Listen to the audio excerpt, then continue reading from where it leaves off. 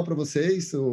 Nós estamos hoje aqui no nosso RoboWine, que é um evento bem assim, comunicativo, bem informal, mas com conteúdo super bacana, que nós vamos, como sempre, falamos um pouco sobre vinho. Nosso colega Luiz Felipe está aqui, é um cirurgião pediátrico, um grande amigo que nos acompanha desde o primeiro evento, um consultor de vinhos. Ele vai estar começando a falar sobre o nosso vinho de hoje, que é o vinho da Toscana, o Sangiovese. Certamente vai nos abrilhantar aí com esse momento bacana.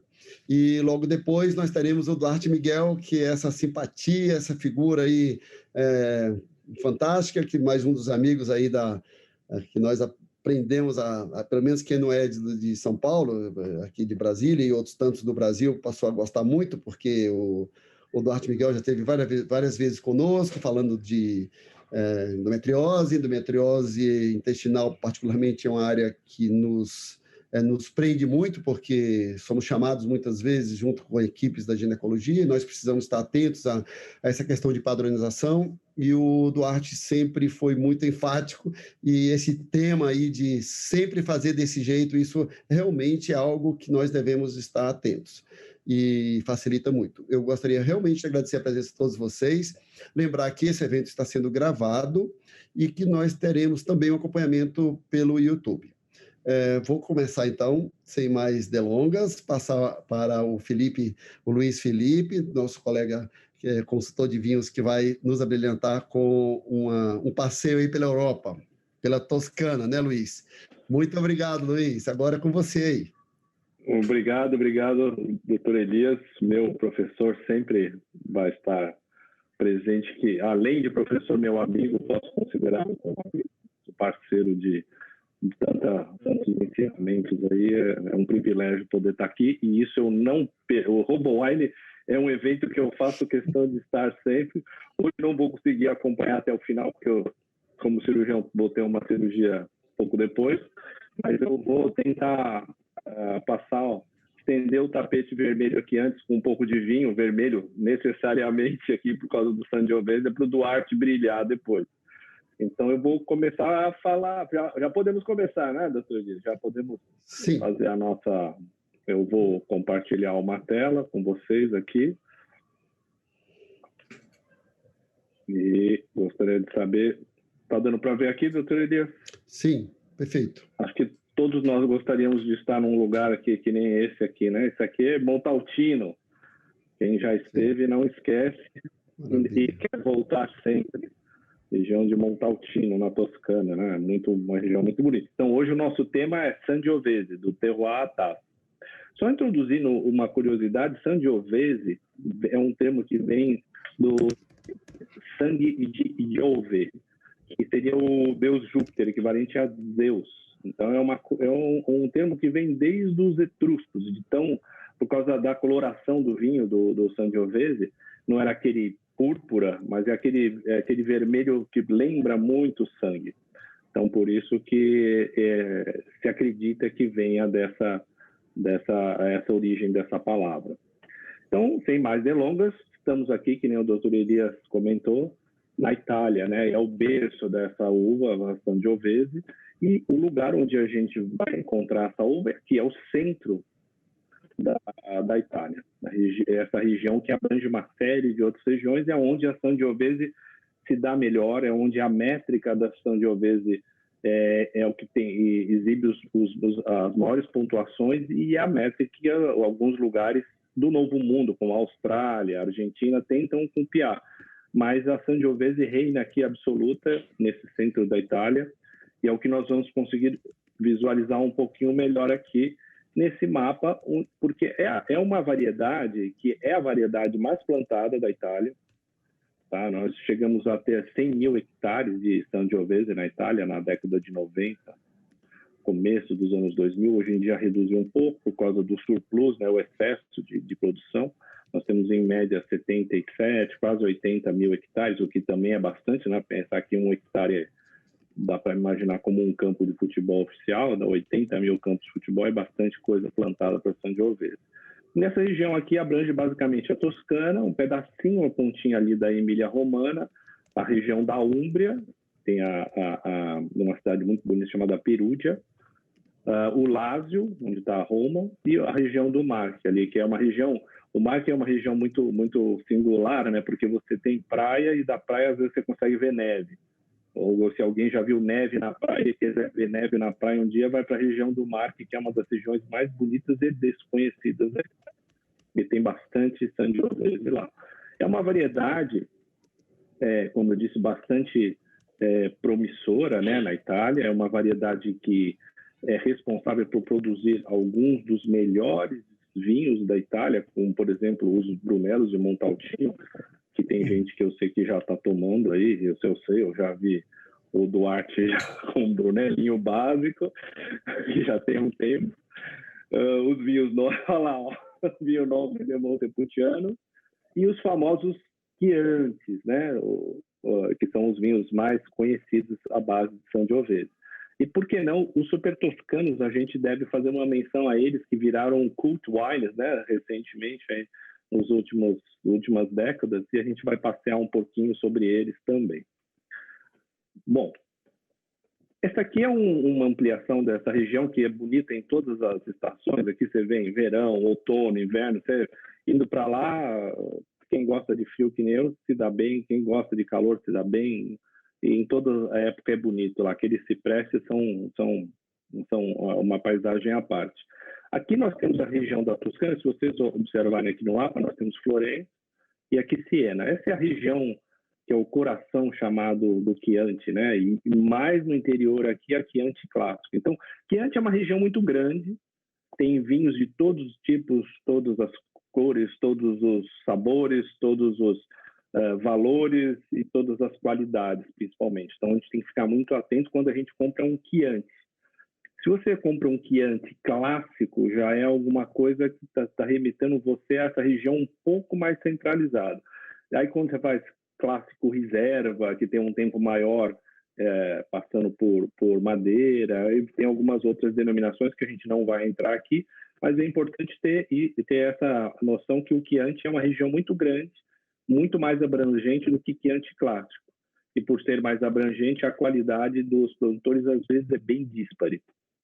Nessa região, a gente encontra também um enclave aqui nela, que é a região do Brunello de Montalcino e do vinho Nobre de Montepulciano, que são representantes de Sangiovese com grandes vinhos, né? O Brunello de Montalcino, o vinho Nobre de Montepulciano, que é um pouco menos conhecido, mas é muito importante. Essa região da costa aqui, Maremma, Bolgheri, que é a região onde se originaram grandes Brunelos, e aqui Bolgheri principalmente a origem do primeiro, né, o super toscano aqui, o Saficai. Existe uma discussão que a gente vai falar rapidamente também sobre isso.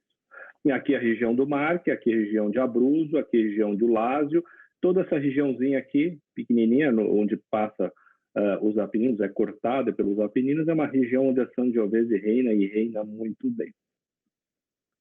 Caminhando um pouquinho na nossa explanação, a gente procura ser um pouco mais objetivo, né, porque a palestra sobre a robótica aqui é o mais importante. Eu gostaria que vocês que estão com o vinho na taça tentassem identificar alguns desses sabores que se caracteriza a Sangiovese.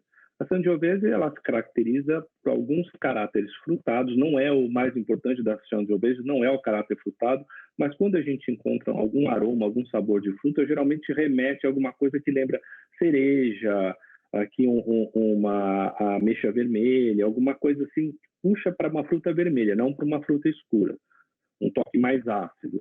Aqui, ela também pende por um lado de você ter tempero, orégano, a gente consegue sentir na Sangiovese, um sabor que é bem marcante, assim, são aqueles tomates grelhados, aquele aroma de folha de tomate e tomate grelhado, é um sabor bem especiado, assim. E quando passa por madeira, você vai sentir aquele aroma de tosta, um café expresso. Então, esses vinhos que vocês têm na mão, a gente pode tentar associar alguns desses marcadores aromáticos. Muda muito de pessoa para pessoa, mas isso é só uma vertente que a gente tenta colocar aqui para o pessoal ir descobrindo aí no vinho. A Sangiovese, a característica principal da Sangiovese, quando a gente leva à boca, é essa acidez. A acidez alta, muito alta, é uma característica da Sangiovese. Tanto que nos anos frios, quando a uva não amadurece tanto e não consegue cair tanto a acidez, é um problema, porque ela fica com uma acidez muito, muito, muito alta. Às vezes até incomoda. Mas, ao mesmo tempo, nos anos bons, onde tem uma temperatura amena, até um pouquinho mais quente, ela amadurece muito bem e a acidez dá um toque gastronômico como você dificilmente encontra em alguma outra uva. A acidez alta, aliada a um tanino, que é mais alto também, é um corpo que varia muito de acordo com o produtor, vai de médio a muito corpo, junto com essa madeira, que você pode ou não fazer o seu vinho passar por madeira, origina vinhos que podem ser vinhos para consumo imediato ou vinhos destinados a envelhecimento, como o Brunello de Montalcino. E a gente sempre quer se divertir com o vinho, né? A gente quer sempre harmonizar o nosso vinho com alguma comida. E eu acho que uma coisa que sempre me remeteu a Sangiovese, que é o Chianti, por exemplo, é o clássico macarrão da mama, aqui representado com um Chianti bem normal do lado.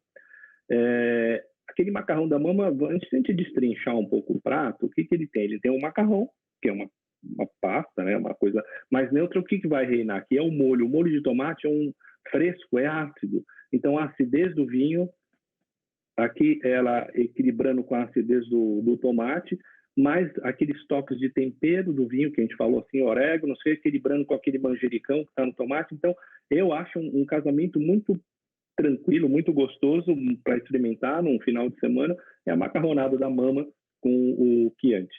Ou seja, ele clássico, se quiser fazer uma macarronada um pouco mais incrementada, que venha carne, que traga alguma coisa que traga mais peso ao prato, você vai caminhando para o Chianti clássico, Chianti Campos Zebra, Brunello.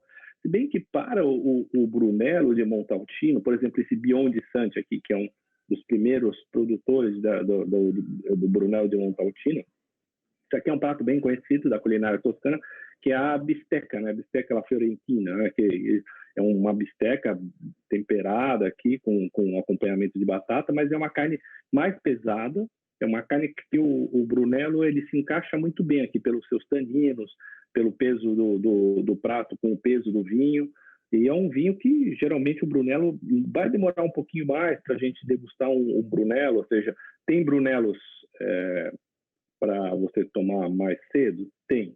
Mas tem que conhecer muito bem, porque o Brunello também, do mesmo jeito que o Chianti pipocou, começou a pipocar um monte de Brunello, e a gente tem que saber escolher muito bem os Brunellos. Quem quiser alguma dica, me segue lá no Insta, lá, Felipe Campos _vinhos, que eu sempre dou umas dicas aí para a gente conversar, e pode me perguntar, eu adoro responder as perguntas aí de quem me manda.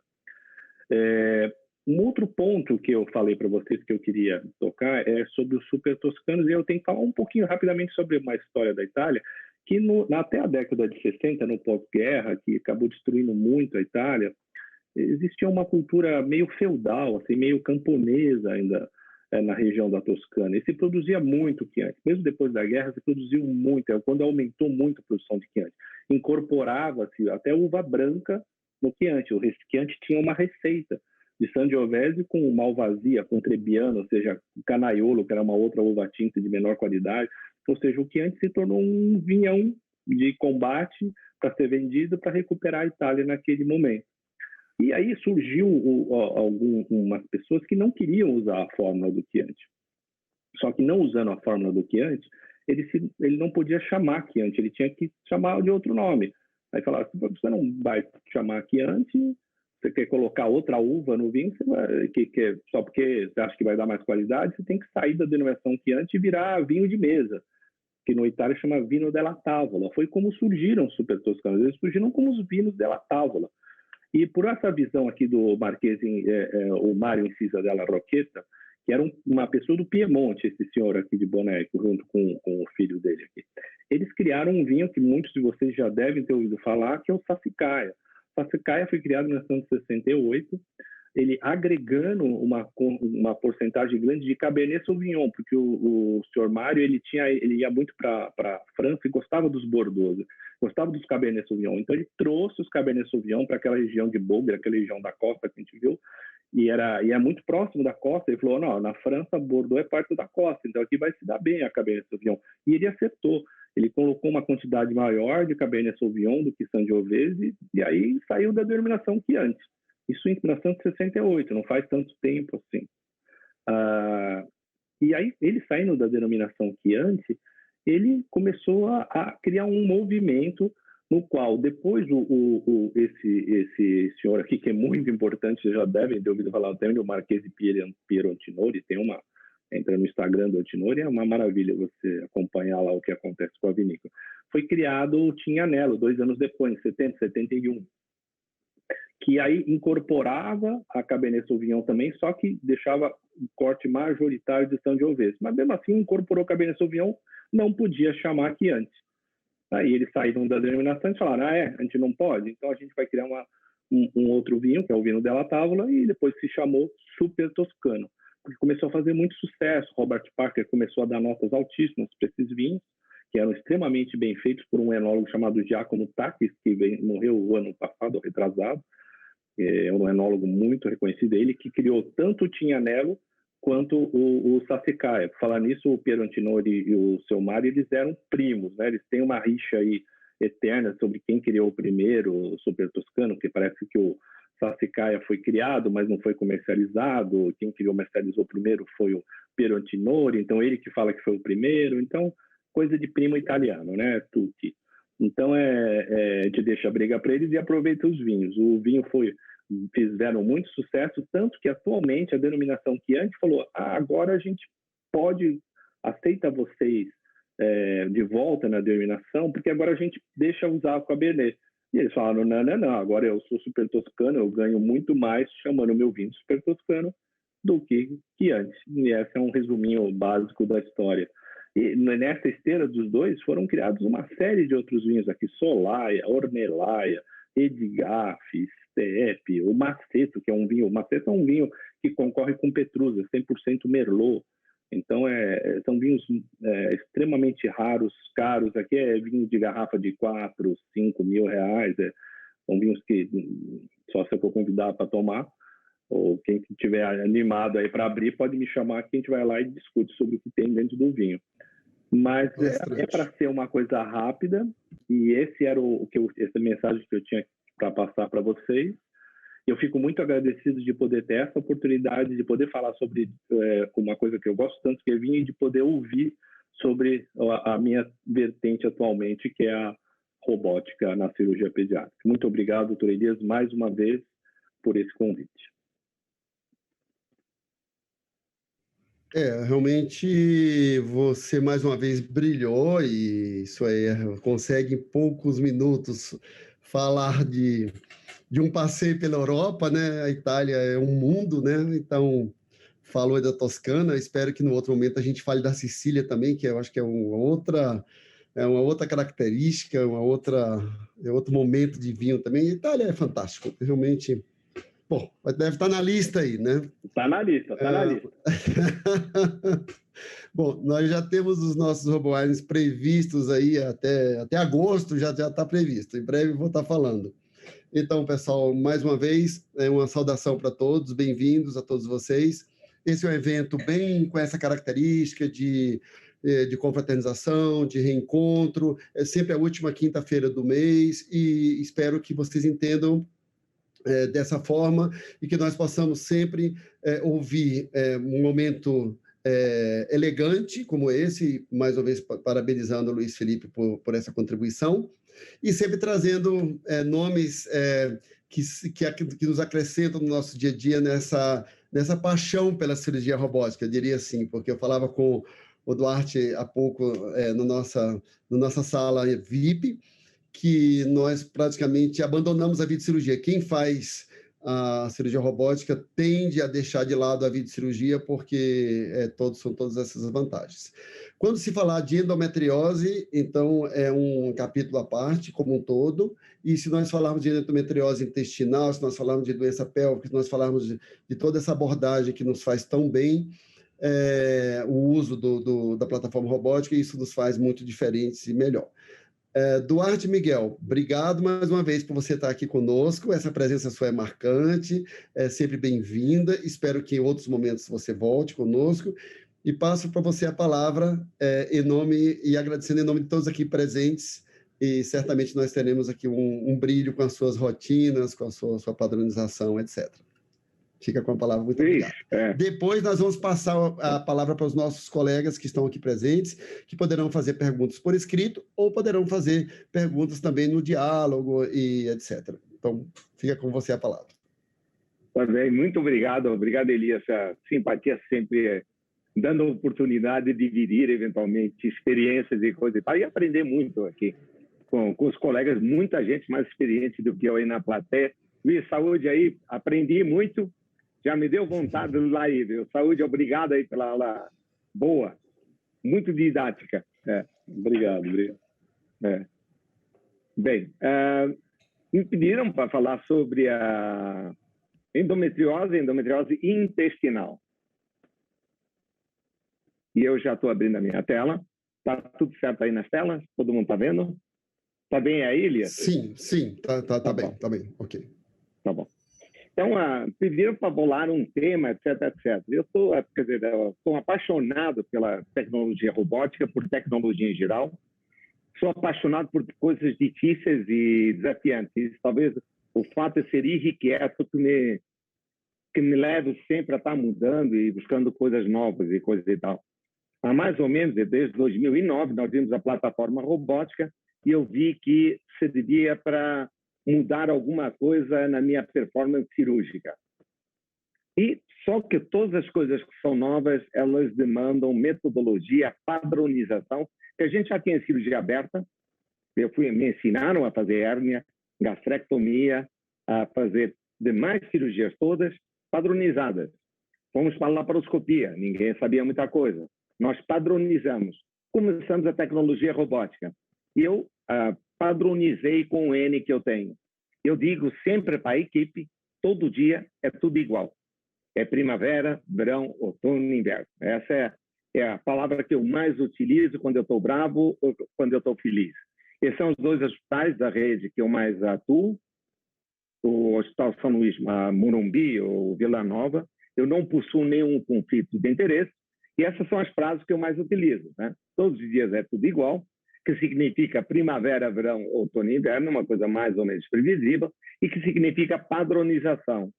Para nos dizer, quando eu padronizo uma coisa, eu acredito que eu consiga atingir a reprodutibilidade e melhor eficiência e certamente melhores resultados. Estamos falando de endometriose, e é isso que eu venho falar. Então, é uma doença inflamatória, ela atinge hoje realmente 10 a 15% das mulheres em idade reprodutiva, é a maior causa que nós temos de afastamento por dor pélvica crônica nas mulheres na idade reprodutiva, é uma das principais causas de infertilidade em termos de montantes de dinheiro. Para tratar essa patologia é uma coisa assim que nós não conseguimos nem mensurar no Brasil. De qualquer forma, resumindo, eu acredito que seja uma reação inflamatória exacerbada. O problema não é endométrio fora, é como o organismo dessas mulheres reagem a esse implante endometrial. Então, uma doença inflamatória exacerbada, possivelmente estrogênio sensível ou dependente e progesterona resistente. Para terem uma noção do que é que eu estou falando, esse é um caso, por exemplo, uma esterectomia subtotal por uma dor pélvica crônica, onde a paciente ela continuou com dor, porque os implantes iam lá para baixo, invadiam o reto. Isso é uma peça só para mostrar. Vamos direto ao ponto, que é a endometriose intestinal. O que é que nos interessa? A superficial, raramente ela nos é apresentada. Entretanto, a endometriose infiltrativa, que por definição seria aquela que tenha mais do que 5 milímetros de profundidade, que seria esta lesão aqui, mais de meio centímetro, ou aquela que invade além da serosa, atingindo a muscular do órgão-alvo em questão. Isso nós chamamos de endometriose infiltrativa. Do ponto de vista prático, o que é que isso interessa? Interessa porque nós sabemos que essas respostas, essa lesão, esse tipo de lesão, ela não responde muito bem a tratamento clínico. Aí, segunda confusão que vem, eu quero tratar sintomas ou eu quero tratar a doença? Se for para erradicar a doença, não existe na atualidade, em lugar algum, nenhuma medicação que consiga ser mais eficiente, menos taxa de recorrência do que a intervenção cirúrgica. Medicações podem, eventualmente, aliviar sintomas. Parou o remédio, 100% de recorrência. Agora, quando nós operamos, eventualmente, nós temos altas taxas de recorrência, muito acima do que qualquer cirurgião gostaria. E aí que vem a plataforma robótica. Para minimizar, é preciso entender o porquê que nós estamos falando disso. Estou falando isso por conta da endometriose. Então, precisa entender aonde é que ela poderia andar e por que ela anda, por que ela se dissemina. Entre milhares de teorias que existem, a mais aceita e certamente a que mais faz sentido é a de Sampson. Temos o refluxo menstrual e todos nós lembramos, os cirurgiões gerais, a época em que nós procurávamos abscessos, né? Não tínhamos imagem, era aquela febre do pós-operatório, né? E lembrava dos líquidos. Nós temos, descrito o caminho que nós temos do fluido peritoneal. Myers, em 70, e um grande autor aqui, um colega cirurgião, Dr. Vitor Strassman, do Einstein, ambos, que foi até a pós dele, se não me engano, em 72 mostraram que o líquido ele anda clockwise, sentido horário. Se nós formos transportar isso para o intestino, a maior incidência na pelvis, logicamente, igual a um ponteiro de relógio, cólon sigmoide e reto. Vamos para apêndice, vamos para sexo e, eventualmente, a cólon a transversa descendente. Eu nunca vi. E nós temos no intestino delgado. A maioria das endometrioses é intestino delgado. Eu tenho um volume muito grande, elas vão acometer até mais ou menos 1 metro. Acima disso, é muito raro. Isso remete, é importante na revisão da cavidade desse conceito, que ele simula muito também o conceito da revisão para divertículo de Meckel. A peça teatral é muito semelhante. E vejam bem o que a doença pode acometer. Ela pode acometer intestino delgado. O problema não é a célula, é a reação inflamatória, a fibrose. Falando em fibrose, literatura mostra que essa fibrose deva ser removida, visto que ela é estrogênio dependente e também ela também tem receptores para a progesterona. Maurício Abrão, um grande pesquisador da endometriose, ele fez uma grande revisão, isso foi em 2015, e muito bem no artigo dele ele colocou isso. O problema não é bem, basicamente, só a célula endometrial.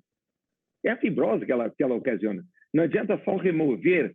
A dor, normalmente, ela vem em decorrência da inflamação, da atividade inflamatória, da sequela da inflamação. Observe um intestino delgado. Eu quis até mostrar esse ilho terminal. Então, quando as pessoas falam, estão por aí, a gente escuta muito, né?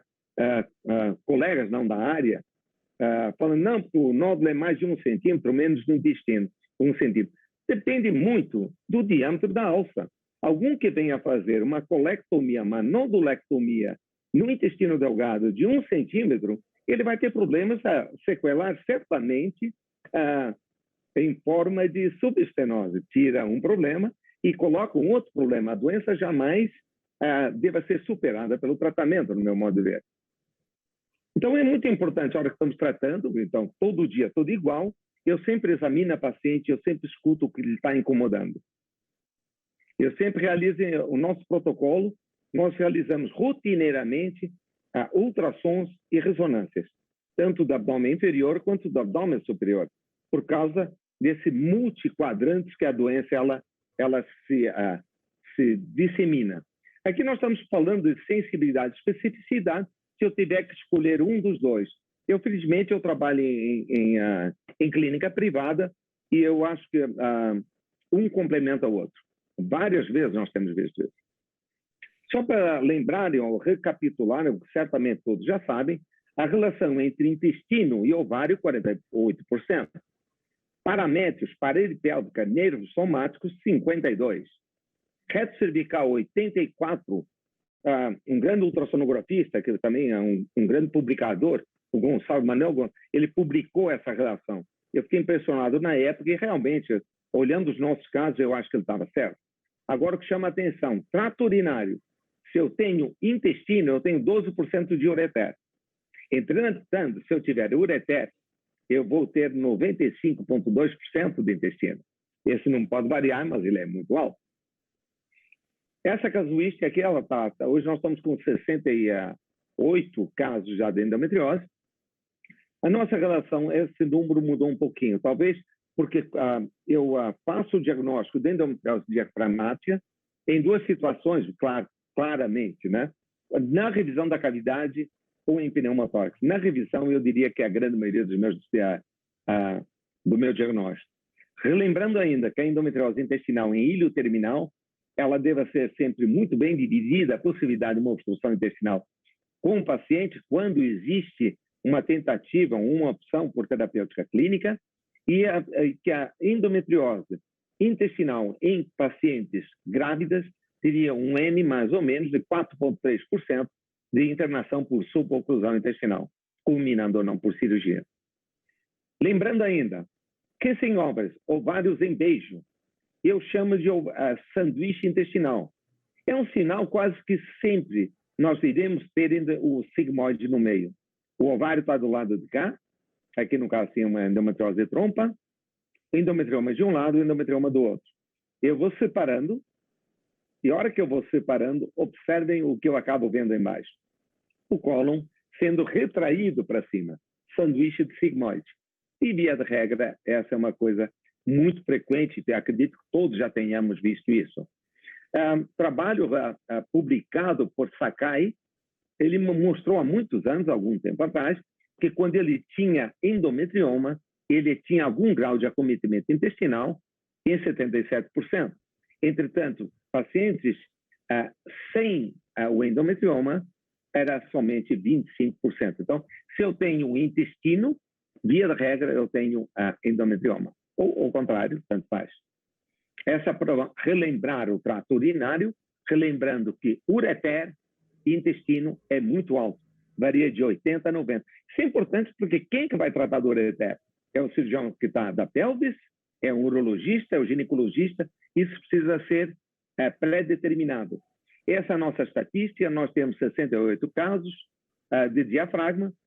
Observem que a grande maioria das pacientes que apresentavam endometriose diafragmática, na grande maioria delas, nós realizamos a retossigmoidectomia.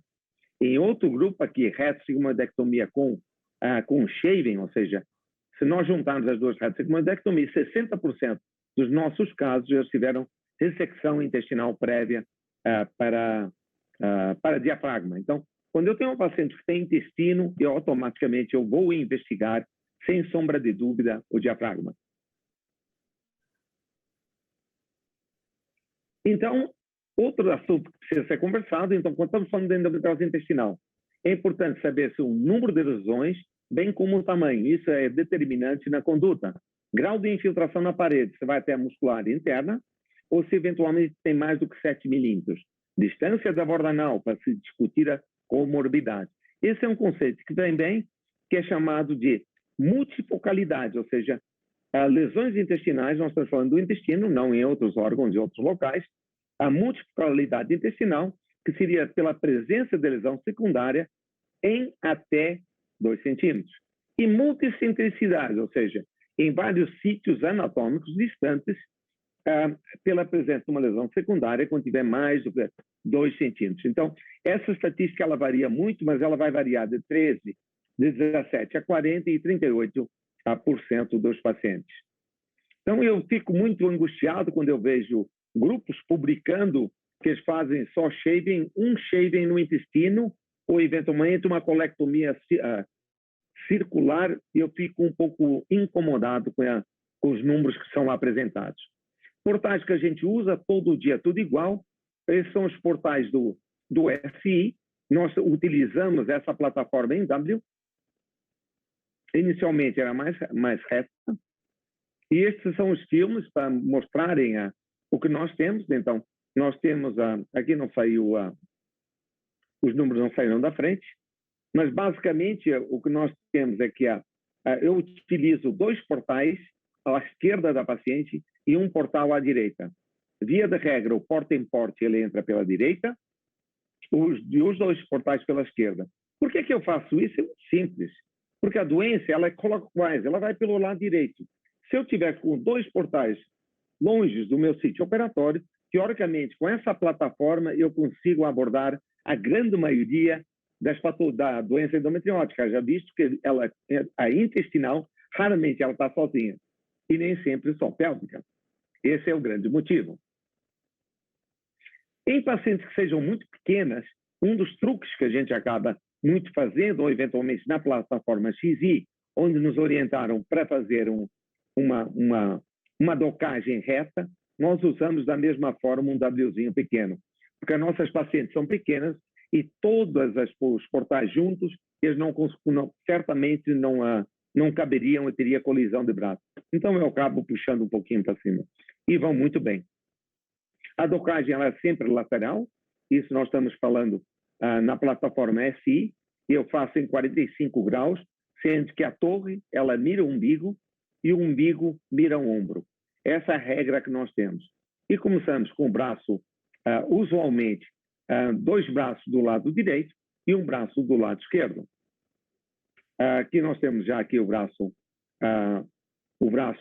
1, nós fazemos a torre para que o auxiliar consiga entrar todo dia, é tudo igual. Porta em porta quando se faz necessário para a ressecção intestinal, reto-sigmoidectomias, quando não utilizamos, aqui é o portal do auxiliar e os demais portes, eles são mais do que vocês já certamente estão acostumados. Iniciamos sempre a cirurgia pela revisão da cavidade. Eu estimo que que hoje tenhamos perto de 30% na revisão de anomalias não diagnosticáveis. A grande parte dela, principal, que ela vem, é a hernia de hiato, segunda endometriose de diafragma muito frequente. E para a revisão do diafragma, a paciente fica em proclive, e aí depois da revisão do diafragma, é dado um Trendelenburg, que o nosso padrão é 21 graus. Todo dia, de novo, é tudo igual. Aí nós seguimos sempre para a mesma sequência. Esses são os nossos portais, eu devo estar falando por que eu faço sempre do lado direito e o motivo das punções, as duas serem do lado esquerdo, porque a doença ela estaria mais para o lado de cá. Aqui eu devo estar realizando a revisão da cavidade e aqui para mostrar o que é o nosso dia a dia. Na revisão da cavidade procuramos sempre ver, olha aqui um nódulozinho, um implante pequeno de endometriose no espaço de Morrison. O paciente tinha dor renal, não diagnosticado. Aqui nós temos a averiguação tanto da superfície esquerda, na parte superior, na parte infrahepática, e a revisão tradicional. Utilizamos sempre uma pinça, o XI, a gase não entra, então já seguramos e fazemos já para que o trocáter não saia. E sempre iniciamos já colocando as agulhas para apresentação, que é o próximo tópico que eu direi. Aqui estou revendo.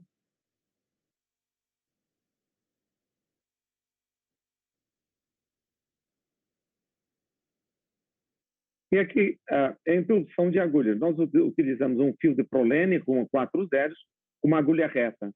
Muito tempo eu retifiquei as agulhas, até que a Johnson, eles entenderam que seria bacana e começaram a produzir e depois a importar e depois a produzir o fio, acredito eu.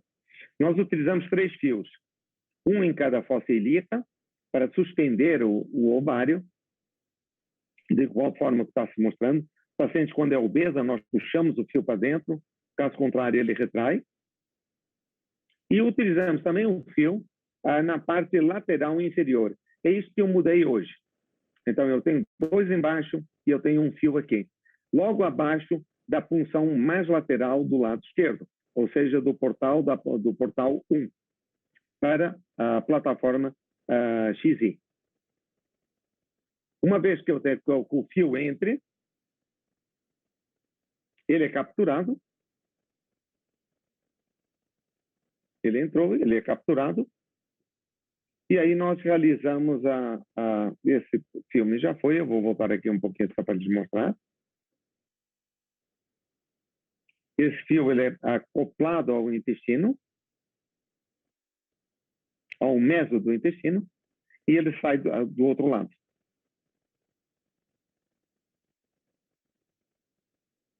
Com isso, ao tracionarmos, olha o que acontece com o colo. Ele sai da pelvis, eu libero um braço. Essa é uma manobra que hoje temos utilizado cada vez mais e cada vez mais de forma já padronizada. É difícil começar a cirurgia sem ter um fio lá. Põe uma gase, porque depois, ao longo de horas, às vezes, esse fio possa machucar a parede intestinal ou dar algum grau de isquemia. Então, eu já ponho uma gazinha na região e traciono. Então, esse é o padrão, o nosso padrão de setting. Então, lhes mostrei o que é que nós fazemos todo dia, todo igual. Basicamente é isso. Em termos de acomodação de punções, seria isso.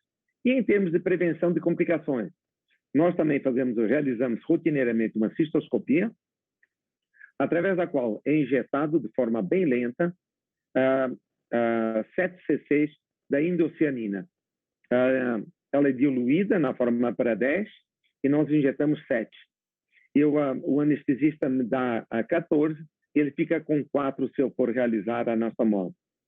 E o que nós injetamos através de um catéter de pielo ascendente, e eu subo o fio guia e subo, na sequência, o catéter de pielo ascendente em 3 marcas que daria 15 centímetros, que é atravessar as ilíacas.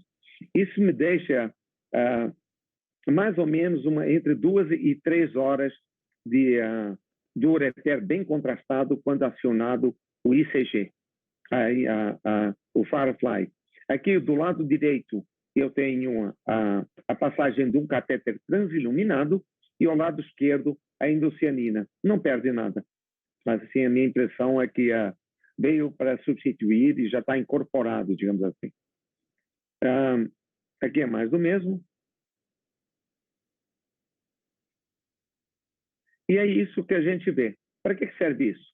Quando eu estiver operando, eventualmente em imobilização de colo, às vezes eu tenho aqui um processo inflamatório grande, onde eu não consigo identificar bem o ureter. Observe que ele vai descendo, e eu estou já liberando o cólon, e estou liberando o cólon, e estou muito tranquilo. E observem aqui, eu tinha já visto aqui o ureter, e eu iria certamente cortar aqui. Observem de novo aqui. Olha o que acontece. O ureter está embaixo. Eu teria ocasionado um acidente, né?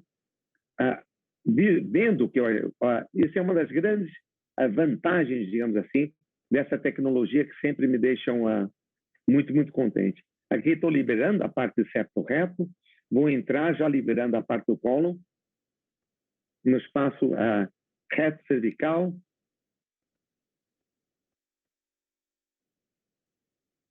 Outra coisa que nós utilizamos de rotina e rotineiramente é a indocianina na forma de injetada, que é para ver perfusão. Então, de novo, o anestesista ele dilui, ele me dá 14 e ele fica com 7.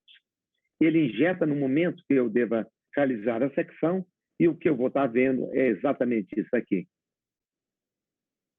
Ele injetou, menos de 30 segundos, eu aciono o Firefly e consigo visualizar de forma muito clara a melhor área de perfusão e talvez com isso minimizando a probabilidade de uma fístula. Já existe hoje literatura corroborando com o que eu estou dizendo. Lesões associadas com endometriose, nós temos o apêndice, não esquecer dos tumores neuroendócrinos. Toda a endometriose intestinal, nós temos por rotina a remoção. Hoje estamos com uns 470 casos e nós temos 70% de patologia com entre 1 e 2% de tumor neuroendócrino. Mas eu tenho 30% de endometriose visível macroscopicamente ou microscopicamente. Eu tenho 28% de apendicopatia obliterante, que seria esse tipo de cenário onde eu estou vendo aqui este apêndice. É uma paciente com endometriose. Olhem um ultrassom aqui, mostrando espessamento em uma área na ponta. E aqui eu estou abrindo o apêndice para que possam ver. Aqui tem um pouquinho de secreção. É paciente com dor pélvica crônica.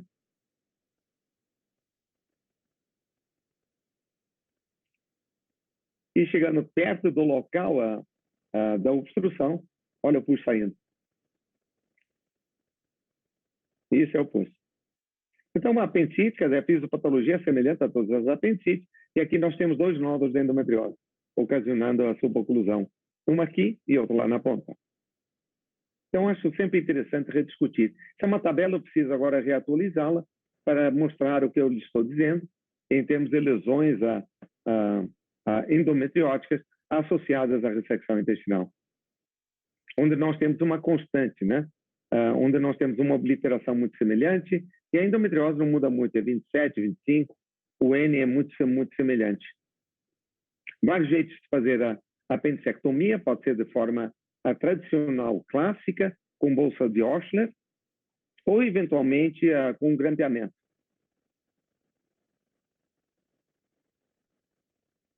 Isso certamente todos eu costumo,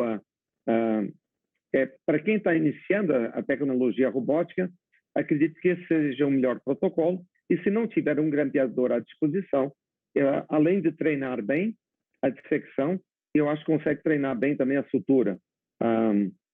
Ao passo que o grampeamento é mais é uma coisa menos prática. O grampeamento ele pode ser processado através do portal de 12 em porta-em-porte, ou eventualmente através de outras vias que nós utilizamos muito, que seriam as vias do nose, do R-nose, né? Ou transvaginal, ou eventualmente a transretal. Aqui através do reto, quando a vagina não foi aberta, ou através da vagina, em casos de quando nós temos a cavidade vaginal acessada. Então, são os 2 modos já que nós temos. Uma das dicas que nós utilizamos para remover o apêndice é o próprio grampeador ou remove, é só fechar e tirar. Não faz sentido tirar o grampeador e voltar com o apêndice com a pinça para remover. Shaving de intestino, eu acho que é uma das grandes vantagens, intestino delgado. É uma encrenca quando eu tenho um tiro de cartucheira. Hoje, com esse tipo de módulo, eu fico muito confortável em shavar. Observem a tranquilidade com que isso acontece. Eu sempre conto, isso é uma reprodutibilidade técnica. Quem estava shavando aqui é um fellow, ex-fellow, hoje é parceiro, trabalhamos juntos. Ele tinha ele não tinha 20 casos de cirurgia robótica, e eu já tinha mais do que talvez 200 casos. Observem a destreza. Então, é uma tecnologia, uma plataforma muito, muito bacana. Aqui, enterectomias e colectomias direitas, para mostrar que tudo isso é possível. E nós fazemos sempre do mesmo jeito. Por que eu uso os 2 braços de cá? Porque eles me facilitam. Se eu tivesse com os 2 braços à esquerda, eu certamente, à direita digo, eu estaria com problemas para realizar esse tipo de abordagem. Aqui, no caso, é uma enterectomia com preservação do ilho terminal e da válvula iliocecal. Aqui é uma enterectomia, uma enteroanastomose mecânica, lateral. Eu não usei grampeador aqui para fechar esse tipo de coisa, para não encurtar mais a alça em si. E aqui uma colectomia direita, que todos já estão acostumados. Eu gostaria de dividir com vocês. Hoje eu tenho utilizado muito o quê? Essa regra do Mário Malzoni, onde ele ele mapeia os nódulos de endometriose, não só pelo tamanho, mas pela profundidade. Se tiver um bom ultrassonografista, vai ajudar. Não tem nada mais desgastante do que tentarmos fazer um shaving e, ao final, o nódulo já ter invadido a mucosa ou ser quase que impossível a remoção ou o shaving. Observem como fica fácil. Realmente me dá muito prazer fazer isso. Nós utilizamos um azul de metileno sempre na sonda retal, que ela é aplicada no reto, e nesse momento também auxilia de forma assim inigualável a dissecção para um shaving. Nós colocamos o líquido azul para conferir se estamos realizando, de igual forma que fazemos no Heller. Às vezes nós pedimos para alguém colocar uma sonda, ou eventualmente um pouquinho de ar. A peça teatral é muito semelhante. E a sutura, eu acho que é muito, muito, muito igual, né? Faz de forma muito, muito clássica, e muito, muito tranquila, elegante, né? Em sutura, quando eu costumo fazer sempre os 2 pontos da ponta, para não correr, e eu venho com fio contínuo, e eu deixo sempre as 2 pontas compridas, para que eu possa depois esticar na hora que eu for e não engruvinhar tanto a alça. Esse é um modo que eu aprendi com alguém que eu não me lembro, talvez com a Paula Volpe. Aqui, outro modo de se tratar, digamos assim, os nódulos pequenos é por grampeamento ou por a colectomia circular para nódulos pequenos. De novo, é todo dia tudo igual. Quando o nódulo é muito grande, o que eu acabo fazendo, mas entretanto que não comprometa internamente mais de 1/3, nós cheivamos o nódulo, eu deixo só a pontinha dele, eu utilizo 3 fios. Eu dou 1 ponto de cada lado. A maior complicação desse tipo de técnica é sangramento. E normalmente ela acontece porque inadvertidamente o grampeador ele pega a parede posterior. Então nós tivemos há muitos anos atrás uns 3 casos de sangramento, um deles com transfusão, inclusive. E foi chato, e aí eu fui analisar o porquê, e aí eu mudei a minha técnica. Hoje eu utilizo 2 pontos de lado, o do meio eu invagino, os do lado eu ponho um mercelene para ter outra cor, e aí eu puxo o fio para tentar evitar a pega posterior. Lembrar que essa técnica, esse é um caso que foi operado a paciente. Observem que ela teve uma recidiva, não, uma persistência de doença. Observem a presença do grão. E é isso que a gente acaba vendo nessa peça aqui. Então, a colectomia discoide, realmente, ela é associada a uma menor morbidade, entretanto, ela também é associada a uma maior taxa de recidiva.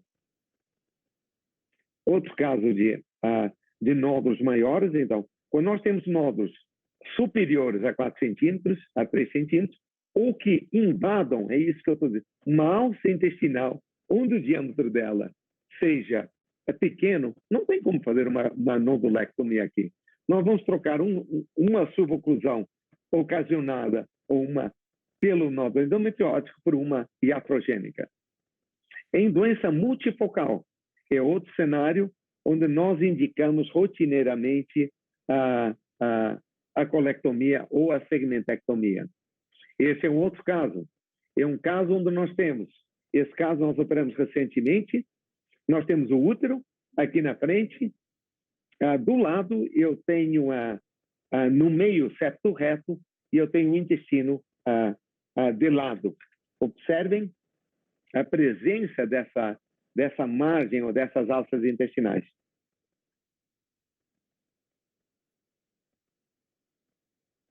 Opa, voltei para trás. Esta é uma outra indicação que nós temos. A doença, de novo, a doença multicêntrica, e a doença aqui era, no caso, uma doença multifocal. Este é o caso que nós vimos anteriormente, onde essa paciente foi submetida a uma colectomia discoide. O que eu acho que aconteceu, o colega fez um corte muito pequeno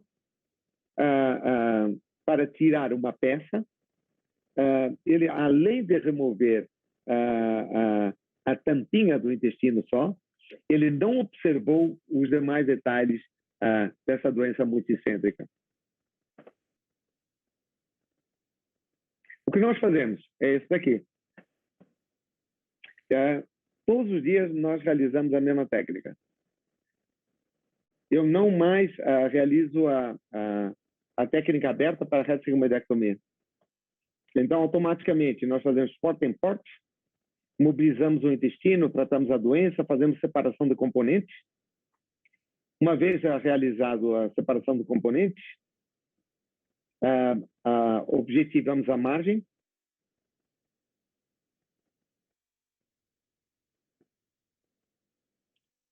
Conferimos as margens, realizamos a endocianina, conforme eu mostrei há pouco.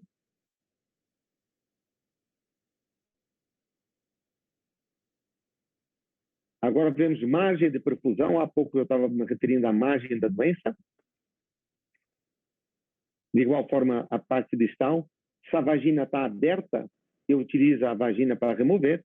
Se Se não está, eu não fecho ainda o coto retal e eu utilizo para remoção de peças. Aqui nós seccionamos o que temos que seccionar. Se tem muita peça para remover, aconselho aos que não tiverem expertise, não precisam cortar todo o reto, abram uma parte só dele. Ele vai servir de apoio para que entrem outras alças intestinais, para que possa ser removido e entre por aí. De igual estou demonstrando, aqui está saindo, por exemplo, um cólon direito, um delgado, digo.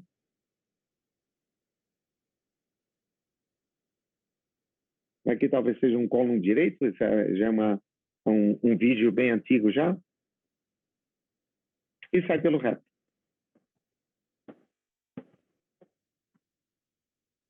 Realizamos preparos de colo rotineiramente, de forma tradicional.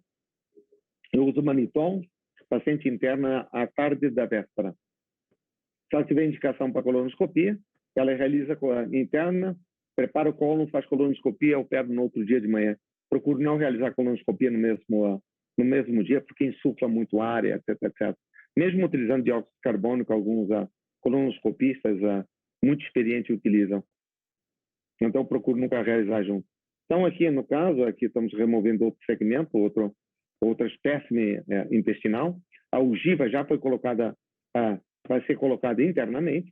Ela é introduzida com uma pinça, do jeito que nós estamos colocando. Isso é tudo muito padronizado.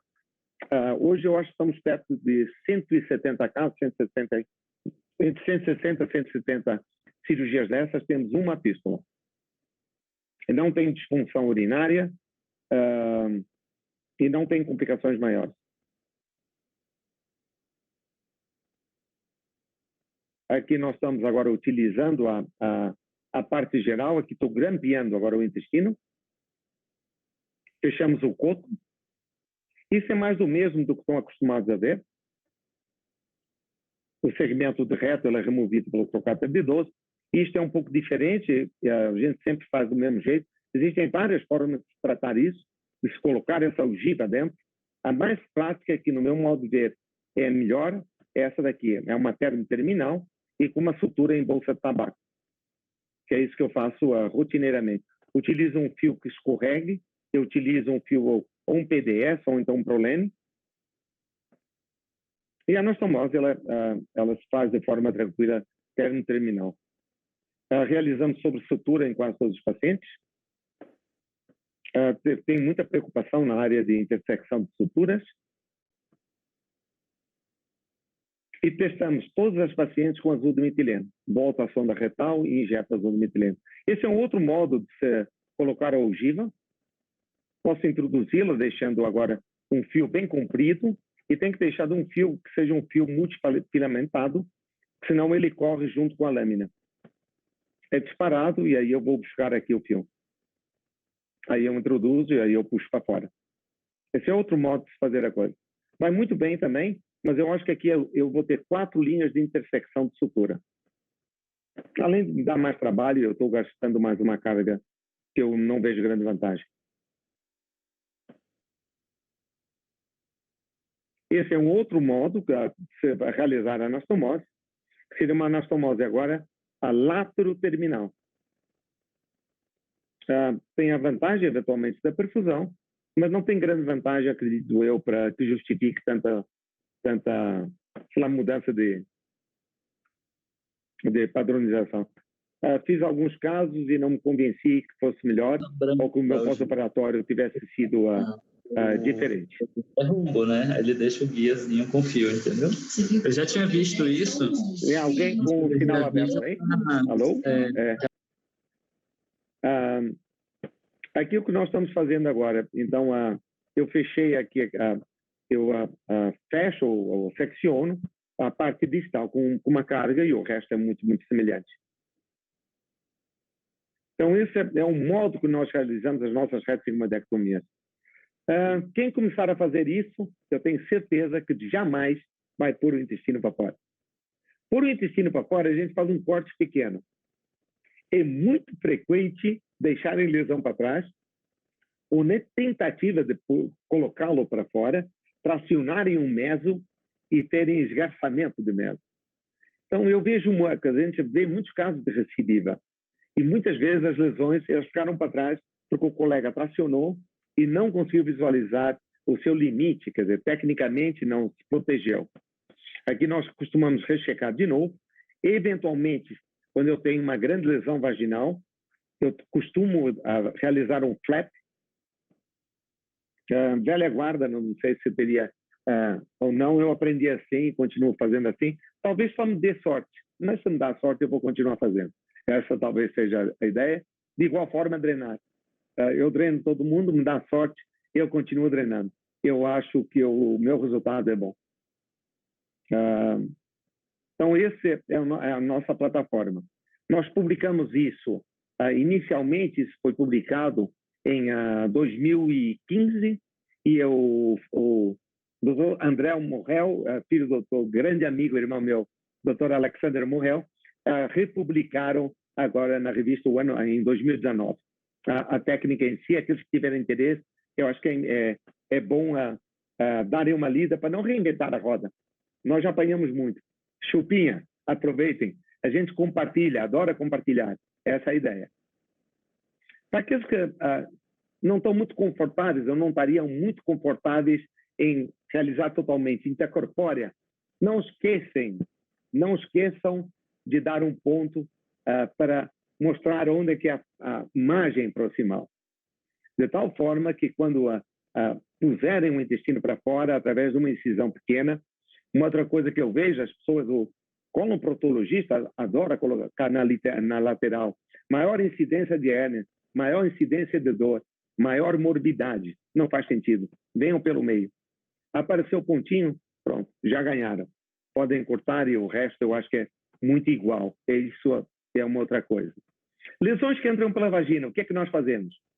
Se eu vejo a lesão vaginal, tempo zero, eu estou na vagina. Através da vagina, eu delimito a lesão em si.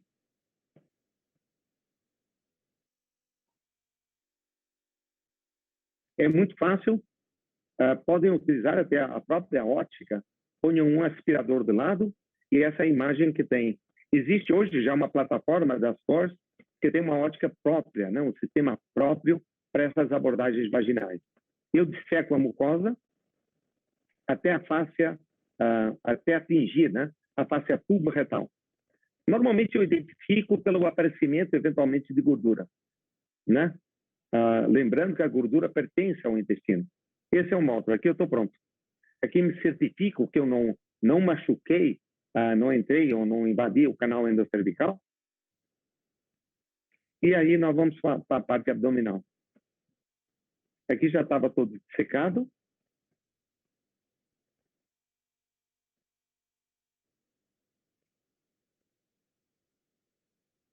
Aqui é uma abordagem posterior. Eu soltei o reto, estou seccionando o reto por trás, pela frente estava muito difícil. E vou chegar à cavidade, provavelmente à cavidade vaginal.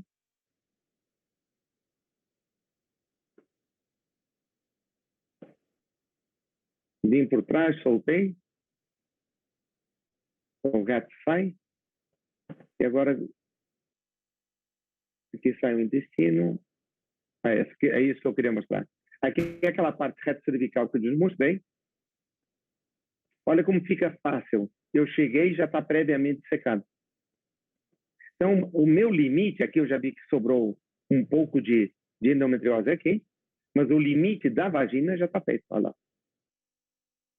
Isso ganha-se muito tempo. Então, o que é que nós fazemos? Todo o nosso primeiro tempo cirúrgico, ele é sempre igual. É a separação de componentes. Que é isso daqui. Útero, ovário em beijo, sanduíche de sigmoide. Ovário em beijo, provavelmente o sigmoide sobe, fiquem atentos. Eu entro com uma gase, que é um tampão vaginal, e eu ponho 2, que é para evitar que os líquidos subam, isso também me auxilia muito. Mapeio e já vejo, olha, doença aqui é multicêntrica, né? Olha lá, é um tiro do cartucheiro no intestino. Separação de componentes. É obrigatório saber quem que vai separar. É o coloprocto, é o geral, é o gineco? Quem que tem expertise para tratar o ureter, tratar nervo ou tratar o intestino. Aqui estou separando os componentes. Separei ovário. Aquele fio que eu lhes mostrei. A técnica eu chamo de Maria Chiquinha. Parece uma Maria Chiquinha, os cabelos ficam em pé. Olha lá. E já está me apresentando a pelve.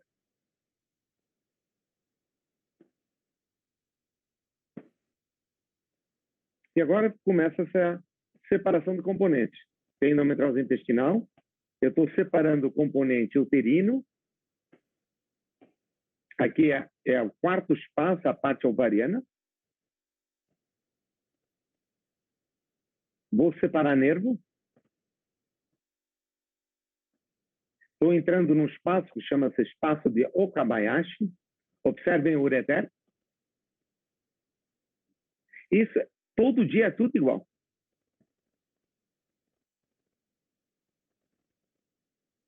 Esse é aquele ureter que eu lhes mostrei há pouco.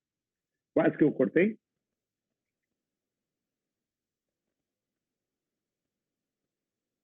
Tomar cuidado com a energia, né, que é monopolar perto do ureter. Mas eu dou tiros muito curtos. Adoro a energia monopolar. Reaprendi a utilizá-la.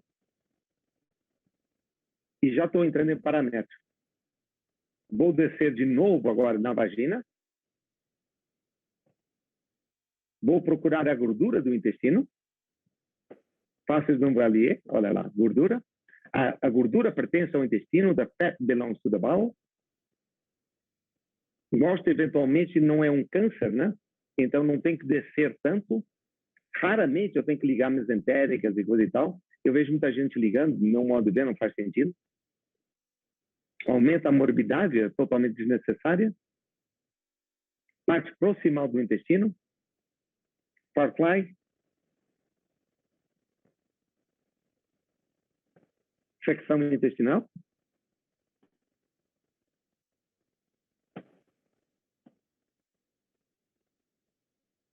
Coto distal.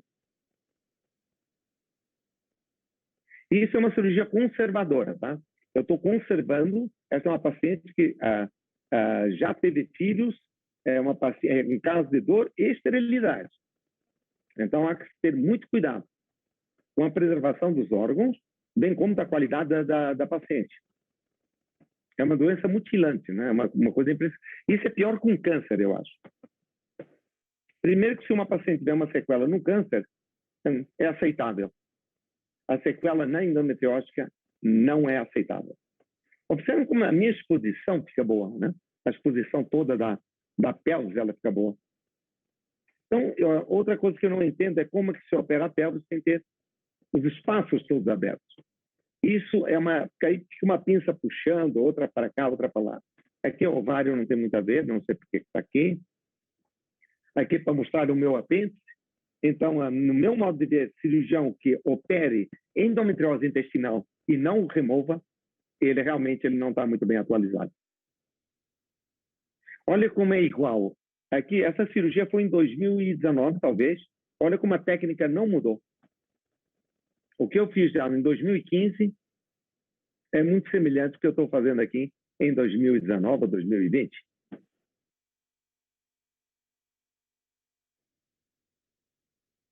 Mas nós estamos ao término terminal.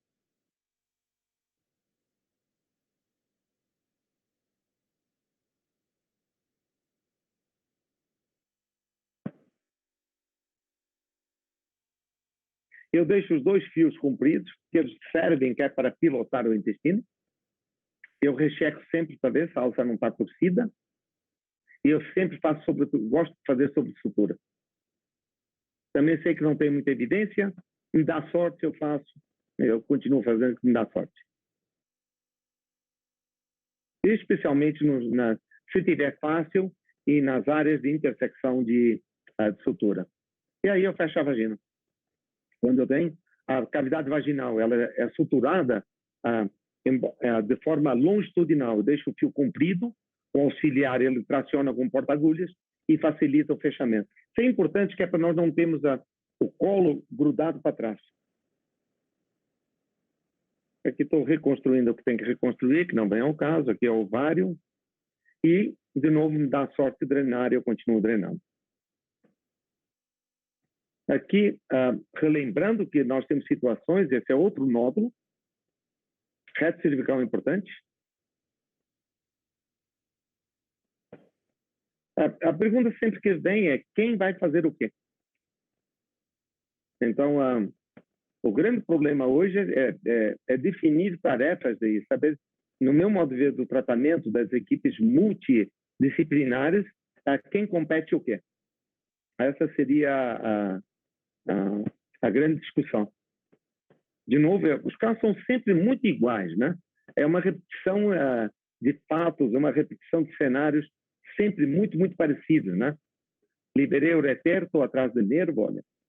Já estou no espaço de Okabayashi, aparecendo já o plexo hipogástrico inferior aqui, olha lá. Ramo retal, vou em direção, já estou indo em direção à vagina.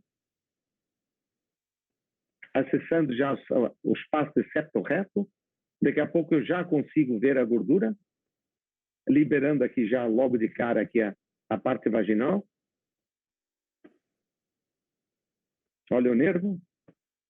Tentando sempre secar mais, que é para machucar o mínimo possível de ramificações e evitando a denervação e, eventualmente, a síndrome, né, pós-retossigmoidectomia anterior, que a gente viu muito e continua vendo muito. De novo, a mesma coisa do lado esquerdo.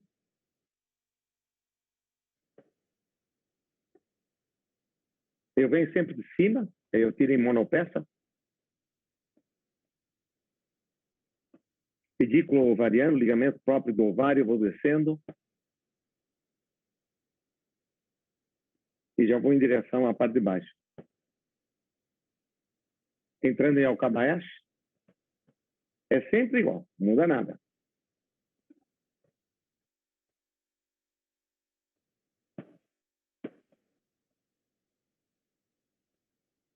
Identificação do ureter.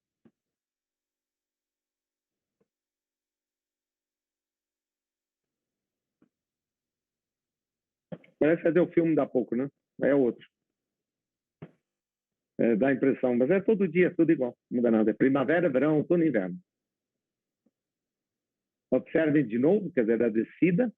Aqui eu tenho um nódulo. E eu estou preocupado com a parte de ureter, a parte intestinal, levantando, ou o nervo aparecendo.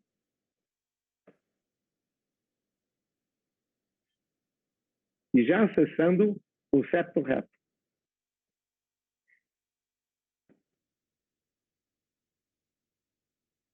Observe um nódulo com compressão de nervo aqui em cima.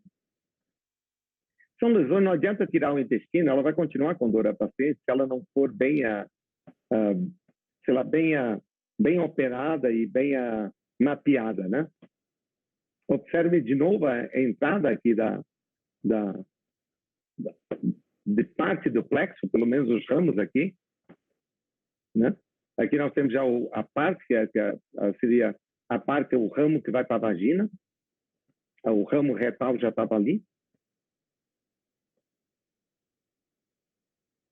Então, a grande discussão que eu vejo é, quer dizer, há que se entender quem vai fazer o quê. Essa é a minha visão. E desconfiar, porque as pacientes se queixam, tem a queixa, né? Não é uma coisa que vem à toa, né?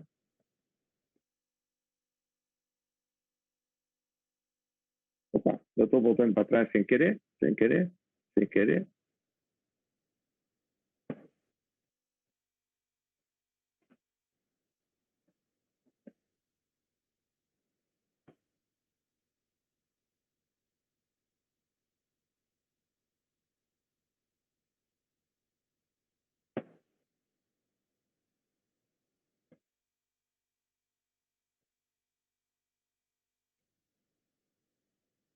Eu acho que basicamente essa seria o que eu queria compartilhar com os amigos aí nessa noite bastante prazerosa e espero de alguma forma ter conseguido mostrar um pouco do que nós temos feito. Eu acho que é bem essa a rotina. a nossa rotina do dia a dia, né? Maravilha. Maravilha, Duarte, muito bom. Como é que nós estamos de tempo aí? Cara, se depender, a gente vai até meia-noite. Passa o Flamengo, passa tudo aí pela frente. São 21 e 22. A gente está previsto até as 22 horas. Mas está brilhante. Eu vou passar um vídeo. Brilhante. Eu vou passar um vídeo, que é uma outra técnica, que é a técnica de monobloco. O que é monobloco? Tirar tudo de uma vez. Essa paciente, ela é irmã da secretária de um grande amigo meu, o Dr. Milton Kawahara, que me referendou e tive muita honra em operá-la. Útero, kissing ovaries, ovário em beijo, sanduíche. Impossível de entrar. Não é essa, não. Deixa eu ver. Não é essa, não. Não está aqui. Infelizmente, eu vou ficar devendo. E por algum motivo não entrou. Eu não sei onde é que ficou o vídeo em si.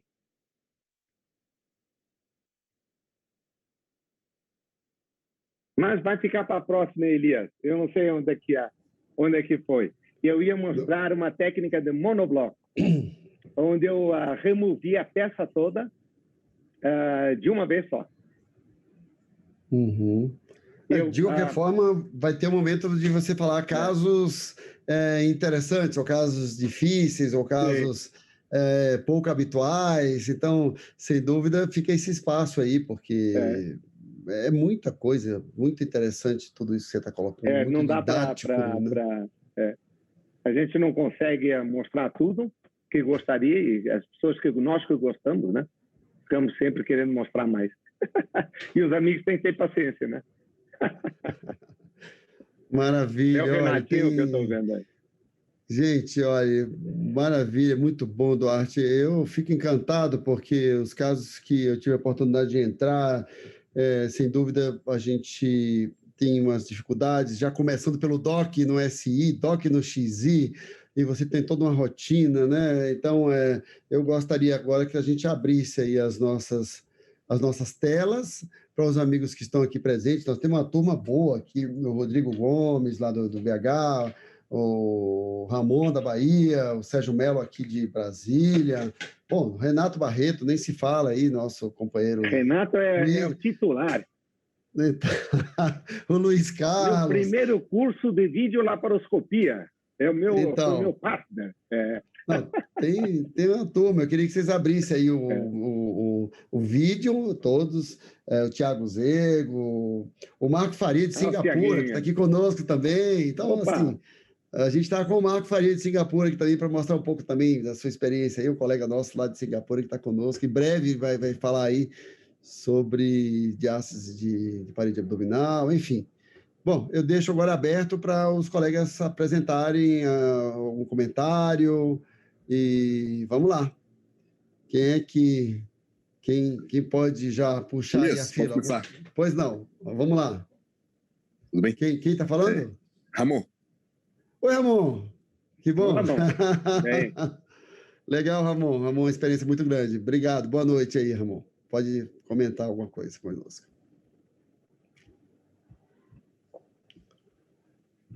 Não estou te ouvindo, Ramon. Está desligado o microfone dele. Pronto, estão aqui. Beleza. Ok. Parabenizar o Duarte pela aula, tá? E eu queria só ouvir a opinião dele, o que ele acha da ressecção duplo discoide e da ressecção com endogrampeador linear. Só uma ressecção segmentar só. Boa pergunta. Eu acho que, assim, a ressecção linear, eu acho que eu talvez tenha sido a primeira pessoa a apresentar isso, foi no congresso em Campos do Jordão. E foi promovido por um grande, aliás, um dos pais da laparoscopia no Brasil, o Dr. Francesco Visconti. É falecido, teve um aneurisma, até vale a pena prestar uma homenagem para ele. A Sobrasil, grande parte dela veio por ele. Esse congresso dele eu apresentei, na época eu achava que era bacana, a colectomia linear. Levantava e dava tiro. Nunca conseguia dar um tiro só, porque é fácil de entender. Dás o primeiro e fiquei o biquinho, aí dás o segundo. Pois bem, aí veio o meu primeiro erro. Primeiro é a margem cirúrgica. Eu tive algumas recidivas. Segundo, É uma questão de física. Eu quis reinventar a roda, tão bem padronizada pelos pais da cirurgia. Eu teria sido reprovado na minha parte de residência médica se eu suturasse a alça, né, no sentido longitudinal. Reinventar a roda. O que aconteceu é que tivemos alguns casos que formou um nugget com obstrução intestinal. Hoje, em São Paulo, volta e meia, eu reopero esses casos. Me dizem que não tem recidiva, mas tá bom, eu reopero. E pacientes são sintomáticas. Então, eu abandonei justamente por conta disso. Segunda coisa que eu acho é que as pessoas fazem essa técnica na parte do intestino, de novo, eu estou tocando no ponto de novo, na parte do intestino que é mais fina. Depois, fazendo um reto que é grande, pouco importa. Agora, numa parte fina, fazer um nugget, nós vamos ter problema. Então, eu estou transformando uma suboclusão pela endometriose numa suboclusão provavelmente iatrogênica. Essa é a minha leitura. Eu, pessoalmente, não faço. Eu abandonei. Sobre o duplo discoide, eu acho que tem espaço, sim, especialmente no reto baixo. Nós sabemos que se eu precisar fazer uma retosigmoidectomia baixa, a morbidade para nervos aumentou muito. Com o robô, eu não tenho esse problema muito.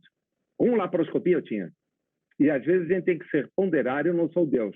Não transformar o problema da recidiva ou persistência da doença da paciente, que é um problema, num problema seu, que é uma nova doença. Esta é sua.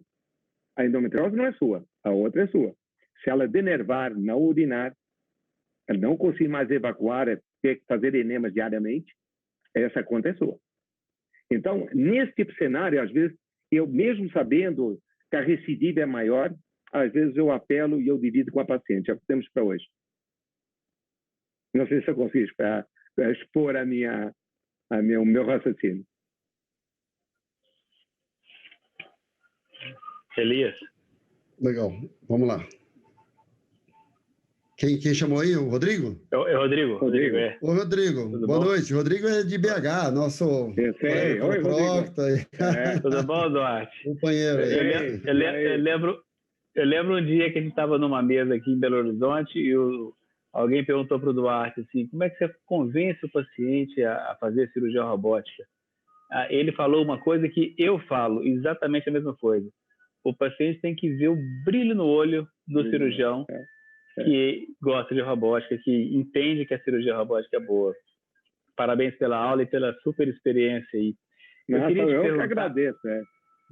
Eu queria te perguntar, Duarte, a questão é a seguinte, eu gosto muito dessa técnica sua de tirar todas as peças pelo reto ou eventualmente pela vagina, e eu queria saber se você entra para fazer isso em todos os casos, ou você fala assim, eu vou ver se está favorável para fazer isso e eventualmente você faz ou não faz. Como é que você escolhe isso? E a outra coisa que eu ia comentar, a questão do dreno. Eu te falo que a maioria das pacientes que eu opero de endometriose, eu não coloco dreno e dá tudo certo também. E, enfim, e fico confortável. Aí o que você acha disso e dessa história se você entra para fazer sem incisão abdominal? Tá. Então são duas coisas. Obrigado aí. É sempre bom te rever, Rodrigo. Obrigado, Duarte. Muito especial. Então, assim, teu olho está brilhando também agora com o robô. Com certeza. É importante. Bem, então, assim, olhando, se eu for ressecar intestino, eu tiro pelo reto. Não tem porquê, eu não ponho para fora. Não tem porquê pôr. Eu cortei o reto. Eu estou com o colo preparado, não tem porquê. Provavelmente, se, por exemplo, eu entrar em campo cirúrgico e a paciente, a hora que a anestesia sai um monte de cocô, resíduo fecal, provavelmente eu não abra. Esse seria o único, nunca me aconteceu, mas eu já tenho isso na minha cabeça, se acontecer algum dia. Provavelmente eu aborto esse tipo de coisa. Se a vagina está aberta, a peça sai pela vagina. Se a vagina está fechada, sai tudo pelo reto. Não sei se eu consegui, não vejo motivo, eu não abro mais a barriga. A época que eu abria, eu já tinha uma diferença com os coloproctologistas puros, raiz. Coloproctologista, eu não sei porquê, eles gostam de fazer incisão lateral. Verdade. E é uma coisa que não faz sentido. É onde você tem o ilho inguinal, toda a morbidade, sabe aqui, eu quero me dar mal. Onde é que estão os nervos? Eu acho que eu vou fazer aí. E aí você tem nervo entrapment. Eu operei já uns 4 ou 5 casos assim, de complicações de incisão lateral. Eu nunca operei um entrapment de nervo em spinal steel mediano, no meio. Não estou falando daqueles, os grandes. Então não faz muito sentido, no meu modo de ver. A grande problema de pôr para fora que eu vejo é deixar a doença para trás. Tu mesmo, daqui a algum tempo, vais ver. O colega operou, tirou a primeira lesão e deixou uma para trás. Porque aí não querem abrir, vão dizer que é uma cirurgia minimamente invasiva. Então aí sai espremido aquele colo, traciona o meso, esgarça, a irrigação é ruim, joga para dentro, quando vai pôr a ogiva, mal cabe. E aí nós temos o problema da técnica em si. Eu acho que isso é errado na técnica. A técnica tem que ser aquela que é melhor.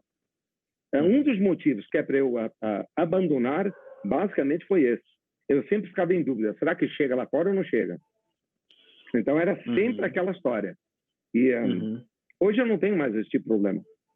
Na época, eu dava 1 ponto. Eu já fazia isso. Eu dava 1 ponto para ver a saída. Tá? Então, claro, basicamente, eu acho que é isso. Não tem mais espaço, no meu modo de ver, para a anastomose não interna, a intracorpórea, e essa é a minha visão. Em termos de drenagem, eu sou um médico que faz muito second look. Isso é uma outra história, tomo pancada o dia inteiro. Mas eu faço cirurgia revisional. 6 meses depois, eu bloqueio a paciente e volto. Para aquelas que podem. Eu sou o dono da verdade. Eu posso te falar que nas pacientes não drenadas, fica líquido, e esse líquido parado é sangue. Não estou nem falando para o fístula. Não acho que o dreno vai me salvar de fístula, não é não. Ele me remove grande quantidade de líquido. Eu tiro o dreno precoce, né? Eu tiro com 2, 3 dias.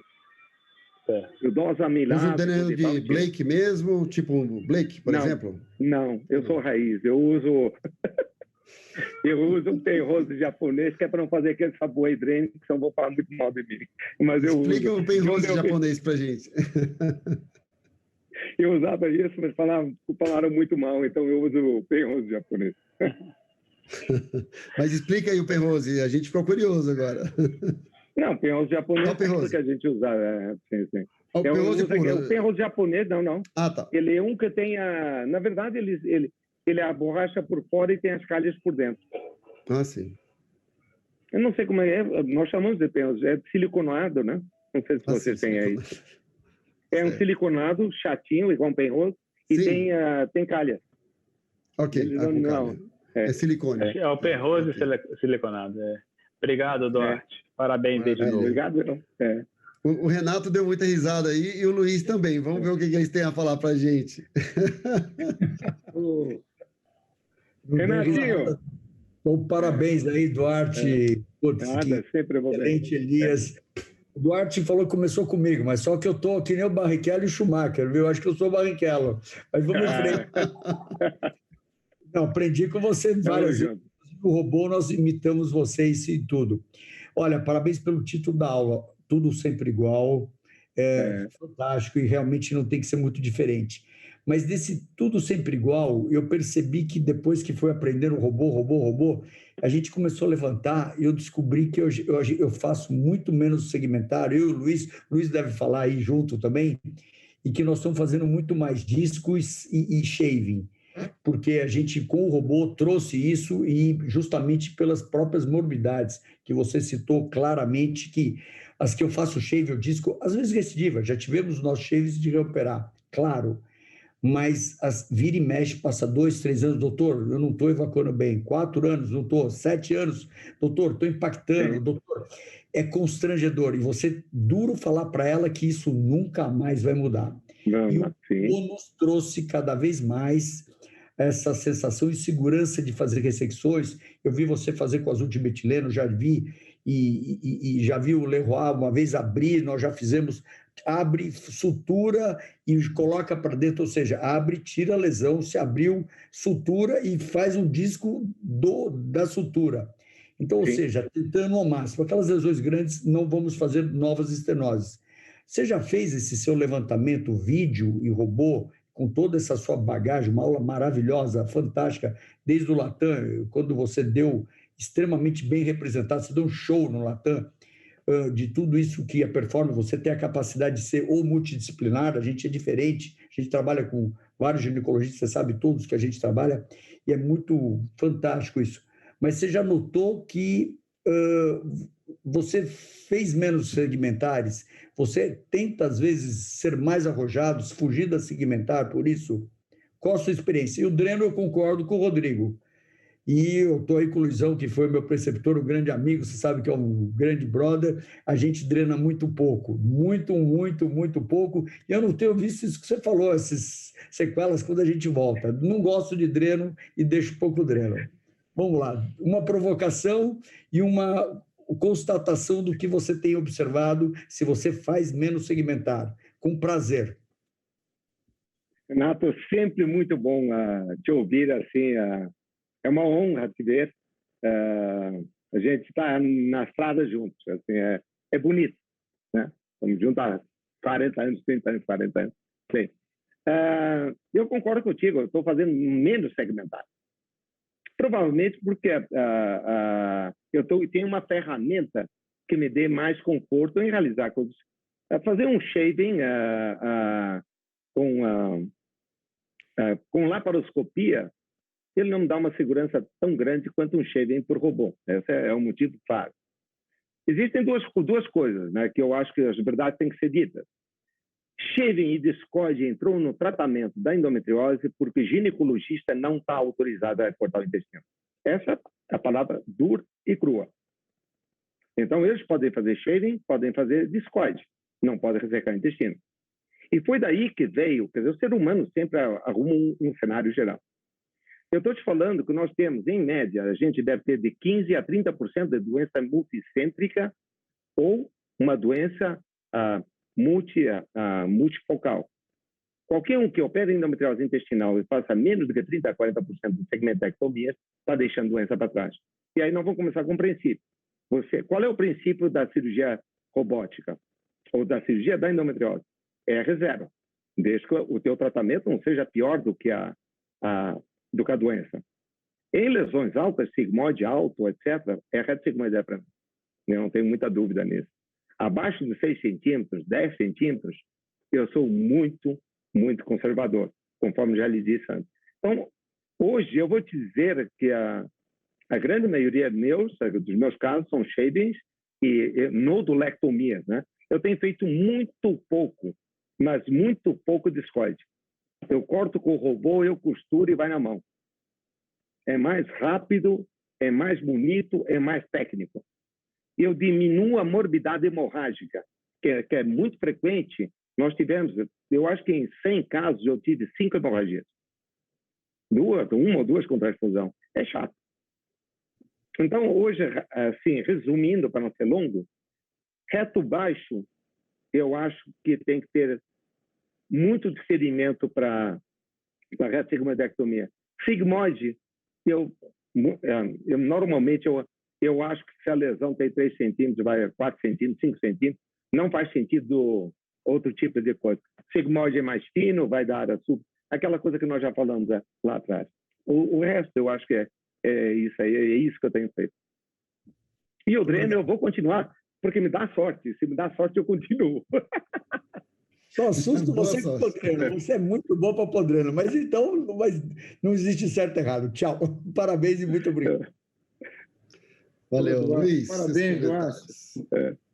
Ô, Duarte, você realmente tudo igual, fez... Todo dia tudo igual, Você conseguiu realmente expor tudo maravilhosamente que você faz. Mas saindo do tudo igual, eu quero te fazer 2 perguntas. Onde entra a possibilidade de você fazer ileostomia em paciente com endometriose? Primeira pergunta. Depois, na anastomose no reto baixo, ressecções baixas, que você abre, que você não, para você retirar a peça por ali, qual é a tática que você usa? Você usa mais de uma grampeada, 2 grampeadas, aquele chapéu chinês? O que você faz ali? Eu vou dividir assim a pergunta basicamente. Qual é que era a primeira? Era ileostomia. Onde entra a ileostomia? A ileostomia entra quando realmente eu fiquei muito desconfortável. Entra em reoperações, entra em mau resultado. Então, a fístula, para mim, saindo cocô pela vagina, eu já encurto rápido o assunto. Eu não fico esticando o assunto. Então, eu acho que é desagradável, eu levo a paciente para a mesa e já derivo, dou uns pontões embaixo. O meu pânico é quando desgarra. Sabe quando desgarra? Um vem para cá, o outro para... Aí eu quero chorar. Nunca tive. Eu já entrei de colegas desgarrados.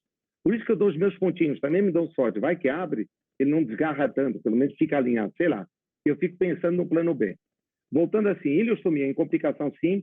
Hoje, a última ileostomia que eu fiz foi numa paciente, a única paciente que nós tivemos uma fístula em 160 casos dessa técnica Renault. Então, provavelmente ela teve uma fístula, eu até sei por quê. Assim, olhando, tudo ficou bonito, mas a quantidade de vagina que saiu foi muito grande. Eu acho que foi mal drenada a paciente, ficou com líquido parado lá, e esse líquido, ele foi uma fístula tardia. E eu acho que foi uma das causas. Então, essa foi a minha leitura. Em reto baixo, o que nós fazemos, por exemplo, depois que eu ressequei, suponhamos, eu estou com dificuldade de fechar o coto, porque ela está aberto, o que nós fazemos é muito fácil, Luiz. Eu dou 4 pontos. Eu puxo o ponto para cima e o grampeador vai mordendo. Eu não uso carga de 60 nunca. Não tem jeito, gente, de pôr uma de 60, se a pelvis é fechada, para você fazer... A tua anastomose vai ficar assim, ó. Eu dou um tiro aqui, dou 2 tiros. Normalmente 2 cargas, elas fecham tudo.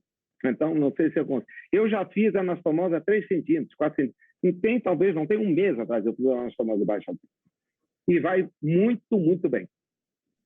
E quando a lesão é alta, que você não consegue levar o grampeador lá em cima, o que você faz? Não, lateral. Não, isso aí é arroz com feijão, isso aí não é... Tá certo. É uma pergunta de diverticulite, o que você vai fazer? Vai jogar Isso eu vi num congresso de gineco, eu fiquei quieto para não tomar com coisa. Não, é reinventar a roda, gente. Se precisar cortar, eu corto e faço na mão, mas eu faço uma lateral e vai mas muito bem. Tá certo, eu também faço isso. Só mais eu aprendi contigo. Eu fiz prova de residência com ele. Tá bom. Santa Cruz. Última pergunta, Duarte. Você dá aquele ponto lateral para manter o sigmoide fora da pelve.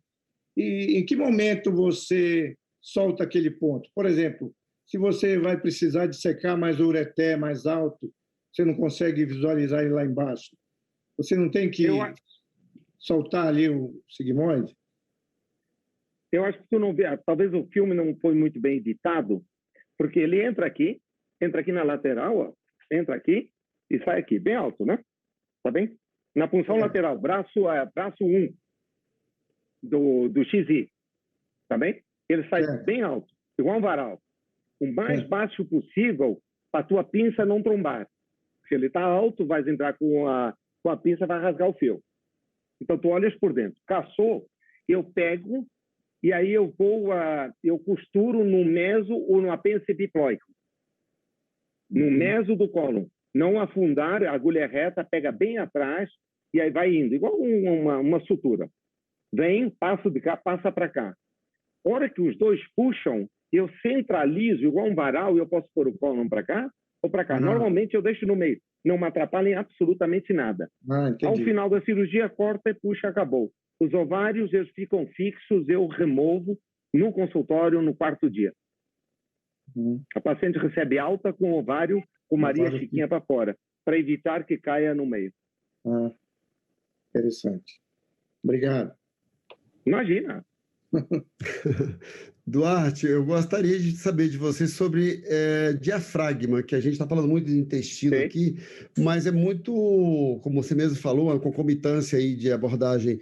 Você faz o docking do robô, principalmente no caso de um SI, você doca todo para a parte pélvica e de repente você descobre como você descobriu um nódulo naquele caso, e muitas vezes ele não foi diagnosticado precocemente. Claro, quando é precocemente, você já entra de uma forma também já planejada. Eu tive a oportunidade de abordar também o diafragma e pelve ao mesmo tempo, e no SI, e não é tão simples assim, porque você sabe que você tem que abordar ali por trás do fígado, etc, etc. Fala um pouco sobre isso e aproveitar a experiência dos colegas aqui, se também tiveram experiência, se, nesse caso, sabendo que tem que abordar diafragma, se entra com algum cirurgião torácico, ou se realmente não precisa, se vocês eventualmente... comenta um pouco sobre essa abordagem. Obrigado pelo tema, eu adoro diafragma.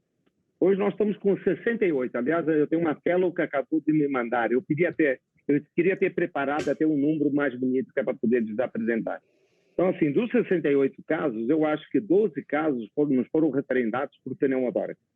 Então, motivo, diagnóstico, pneumotórax. Tá? Os demais casos foram todos por dor, ou eventualmente achado intraoperatório. É muito raro a paciente chegar ao consultório, pelo menos era muito raro até 3 anos atrás. Atualmente, o pessoal da imagem está começando a enxergar melhor. Uhum.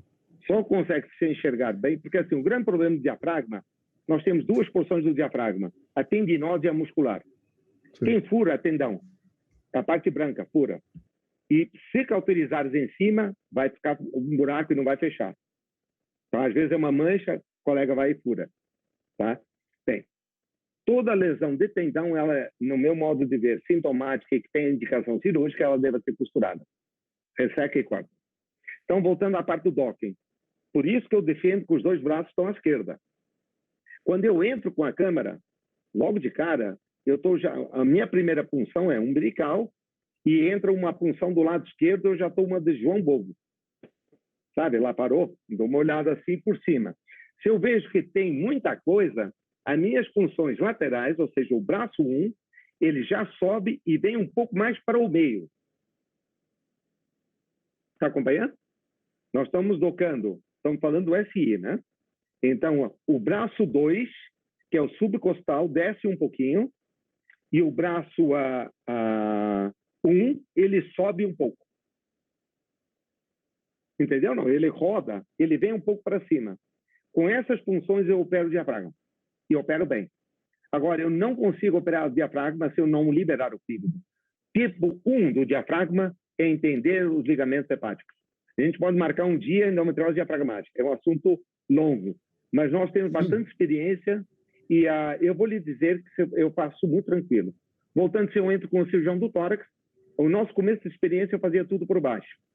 E aí eu vi que eu estava deixando lesão por cima. Aí vinha aquela história, mas eu ponho a minha ótica, eu olho para cá, não consegue enxergar o que está do lado. Não consegue fazer um inventário da cavidade. A segunda coisa é que nós drenamos todo mundo. Estamos falando de ressecções grandes, não estamos falando de tirar um pontinho. Ressecção do diafragma. Tá? E eu dreno todo mundo. Nos nossos 10 primeiros casos eu não drenava. Eu tive 3 reinternações com 1 semana por derrame pleural. É chato. E aí pega, interna, tem que drenar, e aquela coisa toda. Então hoje eu dreno todo mundo.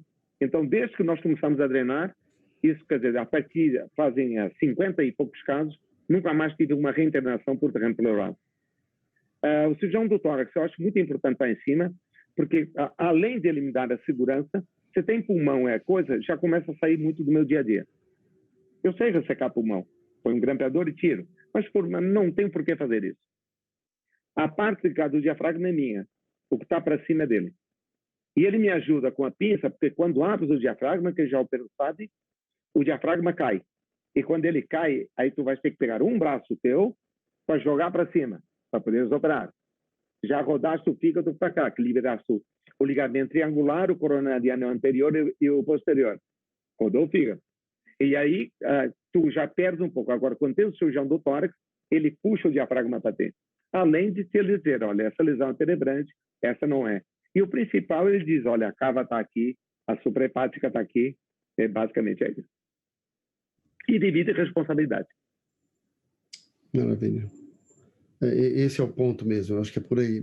A questão toda é você ter um diagnóstico prévio e entrar sabendo que você já tem uma lesão, porque você descobrir isso na sua inspeção é bem mais, eu acho que mais eu não complexo, faço o intestino junto, né? Eu contraindico com cirurgia intestinal junto.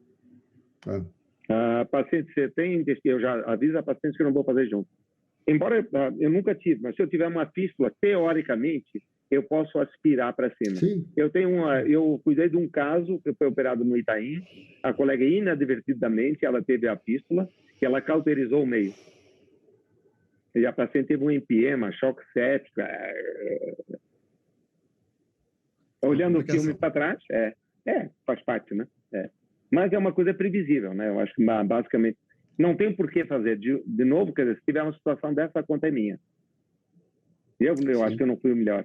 Além de prolongar a cirurgia, qualquer cirurgia por mais de 6 horas, sabidamente, 5 horas, você está aumentando muito a tua morbidade cirúrgica. Não faz sentido. Perfeito. Alguém gostaria de fazer mais alguma pergunta? Porque nós estamos bem já no finalzinho. Assunto eu estou vendo aí o meu amigo aí, Ivan. Eu vi ali o Ivan. Ivan é lá do São Luís Morumbi. E aí, Ivan? Você pode estar conosco aí, comentar, abrir o vídeo, o áudio. Tem muita experiência, laparoscópica boa. Né? Sempre tem uma contribuição. O Thiago Zego está aqui conosco também. O Thiago está aí. O Thiago também. Aqui. Nossa. O Thiago tem grande experiência, grande cirurgião bariátrico, mas é um cirurgião do corpo humano também. Da barriga, barrigueiro, gosta. São todas pessoas, né? Brilhando o olho, né? Legal. O Ramon. Bom, enfim, se alguém quiser fazer mais algum comentário, nós temos alguns 5 minutinhos. De uma forma ou de outra, é um tema fantástico. Nós podemos dividir esse tema também outras vezes para assuntos fora do intestino, porque é brilhante isso. Eu deixo aí, faço mais uma vez uma passada geral, se alguém quer fazer mais algum comentário. Pois não. O Duarte, os colegas ginecologistas, principalmente os cariocas, quando começou a robótica em endometriose, eles se preocupam muito com a parte de cosmese, da estética. E na laparoscopia as incisões são mais baixas e na robótica são mais altas. Do seu ponto de vista, os seus pacientes comentam alguma coisa com relação às incisões robótica em relação comparada com a laparoscópica? Assim, eu acho que assim, cirurgião da pelvis, que passa a cirurgia da pelvis de verdade, eu tenho que fazer cirurgia, tem que fazer função alta. Já em laparoscopia. Essa coisa de fazer um segura a câmara e outro opera, meia boca. Então, cirurgião de uma mão só, eu brinco. Né? Esse é o primeiro conceito. Né? Eu nunca vi... Olha... Bem, voltando... O Renato está rindo à toa. Bem, nunca vi isso na minha vida. Né? Então, nós temos mão e contramão. Quer dizer, eu vou usar uma mão e outra mão. Não existe isso. Bem, voltando à parte geral, esteticamente, a minha clínica é eminentemente privada. E são mulheres bem vaidosas, e com toda a razão.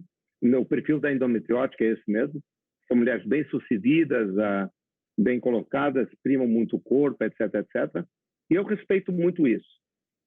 Eu faço as incisões, quer dizer, elas são todas muito pequenas. Eu sei que tem pele ruim e tem pele boa.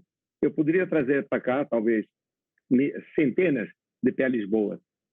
Mas tem pele ruim. A pele ruim, eu acho que fica a marca pior do que eventualmente seja baixa. Mas fica sem doença. Então, qual é que é o meu a minha prioridade é tratar a paciente. Eu tratar bem e não acrescentar morbidade. Duarte, dentro disso que o Luiz perguntou, o que vale é o foco da paciente, né? A história do foco da endometriose. O que é importante é a dor, a infertilidade, são grandes objetivos que nem a bariátrica. Sim. A gente opera a bariátrica, ela é obesa, ela não quer nem saber onde eu vou fazer incisão, ela quer perder o peso. As incisões são altas. A cosmética, ela vai lembrar depois, é a perda de qualidade de vida. E endometriose e bariátrica, você faz as duas, é qualidade de vida. Quando isso está em jogo, a cosmética vai ser lembrada depois. Se ela tem um filho, ela nunca vai questionar de uma incisão. Se ela deixa de ter dor, a qualidade de vida sexual, ela nunca vai deixar de ter dor. Não sei se é para polemizar, mas é a incisão disso, dessas doenças onde a gente traz muita benefício para os pacientes e que nos motivam, aliás, a tudo isso. Sim, não tem dúvida, não. Né? A minha base, eu acredito muito no que eu faço, Renato. A gente se conhece há muitos anos, né? Não tem. Eu respeito muito, procuro não piorar, etc, etc. Eu capricho na pele, não dou pontão, não é isso. Eu tenho muito bom resultado estético, assim. Eu considero muito bom mesmo. Assim, esteticamente, muito, muito bem. Raramente eu tenho as pacientes que têm a pele má, mas aí eu vou fazer o quê? Não tenho o que fazer. A minha praia é essa, né? Então, é isso aí, não tem. Maravilha. Okay. Mas quando... Sim, pode falar, Luiz. Não, é isso mesmo. Obrigado pela resposta, é isso só.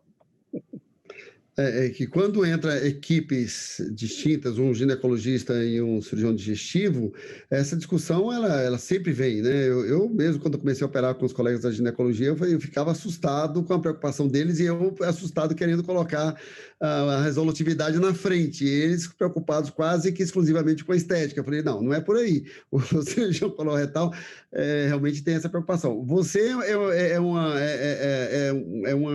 é uma situação peculiar, né, Duarte? Porque você faz tudo, você são dois em um, né? Então você naturalmente você já faz essa formação. E é por isso que eu tenho muito inimigo, né? Os resultados. 3 em 1. Não, 3 não. Eu ia brincar, ele é muito mais em 1. Dizem que eles são para grande, mas vamos lá, vamos parar o papo aqui. As Não, eu já fazia gineco quando eu fui fazer residência. E, aliás, o Luiz, ele me entrevistou, inclusive, no Santa Cruz. E eu escondi a minha parte. Se eu falasse que eu era gineco, já ninguém ia me querer. Legal. Gente, eu acho que a gente vai ter que acabar por aqui. Já está no horário, o pessoal já está reclamando. Então, assim, de alguma forma ou de outra, foi um papo maravilhoso. Eu acho que mais um RoboWine fantástico. Assim, eu acho que esse é um tipo de evento que a gente aqui brinda, e mais uma vez, assim, eu estou brindando aqui a saúde de todos, né? O nosso momento de lazer, de felicidade, né? Eu vou passar ainda para o Duarte as últimas palavras, porque você é o anfitrião e certamente você é o nosso convidado de hoje. Eu gostaria de brindar a saúde de todos. A gente está, mais uma vez, num momento bem complicado, né, da nossa vida no Brasil, no mundo, e a gente está tendo essa oportunidade de falar com amigos, de sonhar coisas boas, discutir robótica. Então, esse momento, eu acho que é um momento de ternura, um momento de evocar as boas energias, né? Então, eu acho que a gente, com nossas famílias, com nossos amigos, é assim que o RoboWine, eu sempre me emociono e fico feliz por tudo isso. E todos os meses nós fazemos na última quinta-feira, tudo igual. Todo mês, tudo igual. Boa. Não é? Toda última quinta-feira, o RoboWine. No próximo mês nós teremos o Carlos Vel falando sobre tumor de colo, a experiência lá do pessoal de Barretos. Gostaria que todos estivessem conosco novamente. Duarte, mais uma vez te agradecer muito. Eu gostaria que você realmente conduzisse as últimas palavras nesse resumo geral e essa simpatia que você essa pessoa fantástica, esse cirurgião super competente e esse professor super didático. Então, assim, e obrigado a todos os outros colegas que participaram, sem querer nem citar o nome de todos, senão nós teríamos aqui um tempo muito, muito alongado. Então, com você a palavra, Duarte. Muito obrigado mais uma vez. Elias, assim, eu não poderia deixar de agradecer, assim, é um honroso convite, eu gosto muito da brincadeira, meu olho brilha bastante, dá para ver, e o olho de todo mundo aqui, e tu és a pessoa, tu és o agregador, essa é a história, tu és o que faz acontecer, e parabéns, e muito obrigado mesmo. Gosto de compartilhar, gosto de ouvir, gosto de aprender muito, e todo dia eu aprendo um pouco. Quando me perguntam, eu repenso o que eu estou fazendo. E agradecer mais uma vez a oportunidade. Espero ter ajudado e, de alguma forma, acrescentado ou não, alguma coisa assim. Muito obrigado pela oportunidade e fiquem bem aí. Saúde aí. Parabéns. Aqui, ó. Pessoal, uma boa noite, então. Vocês podem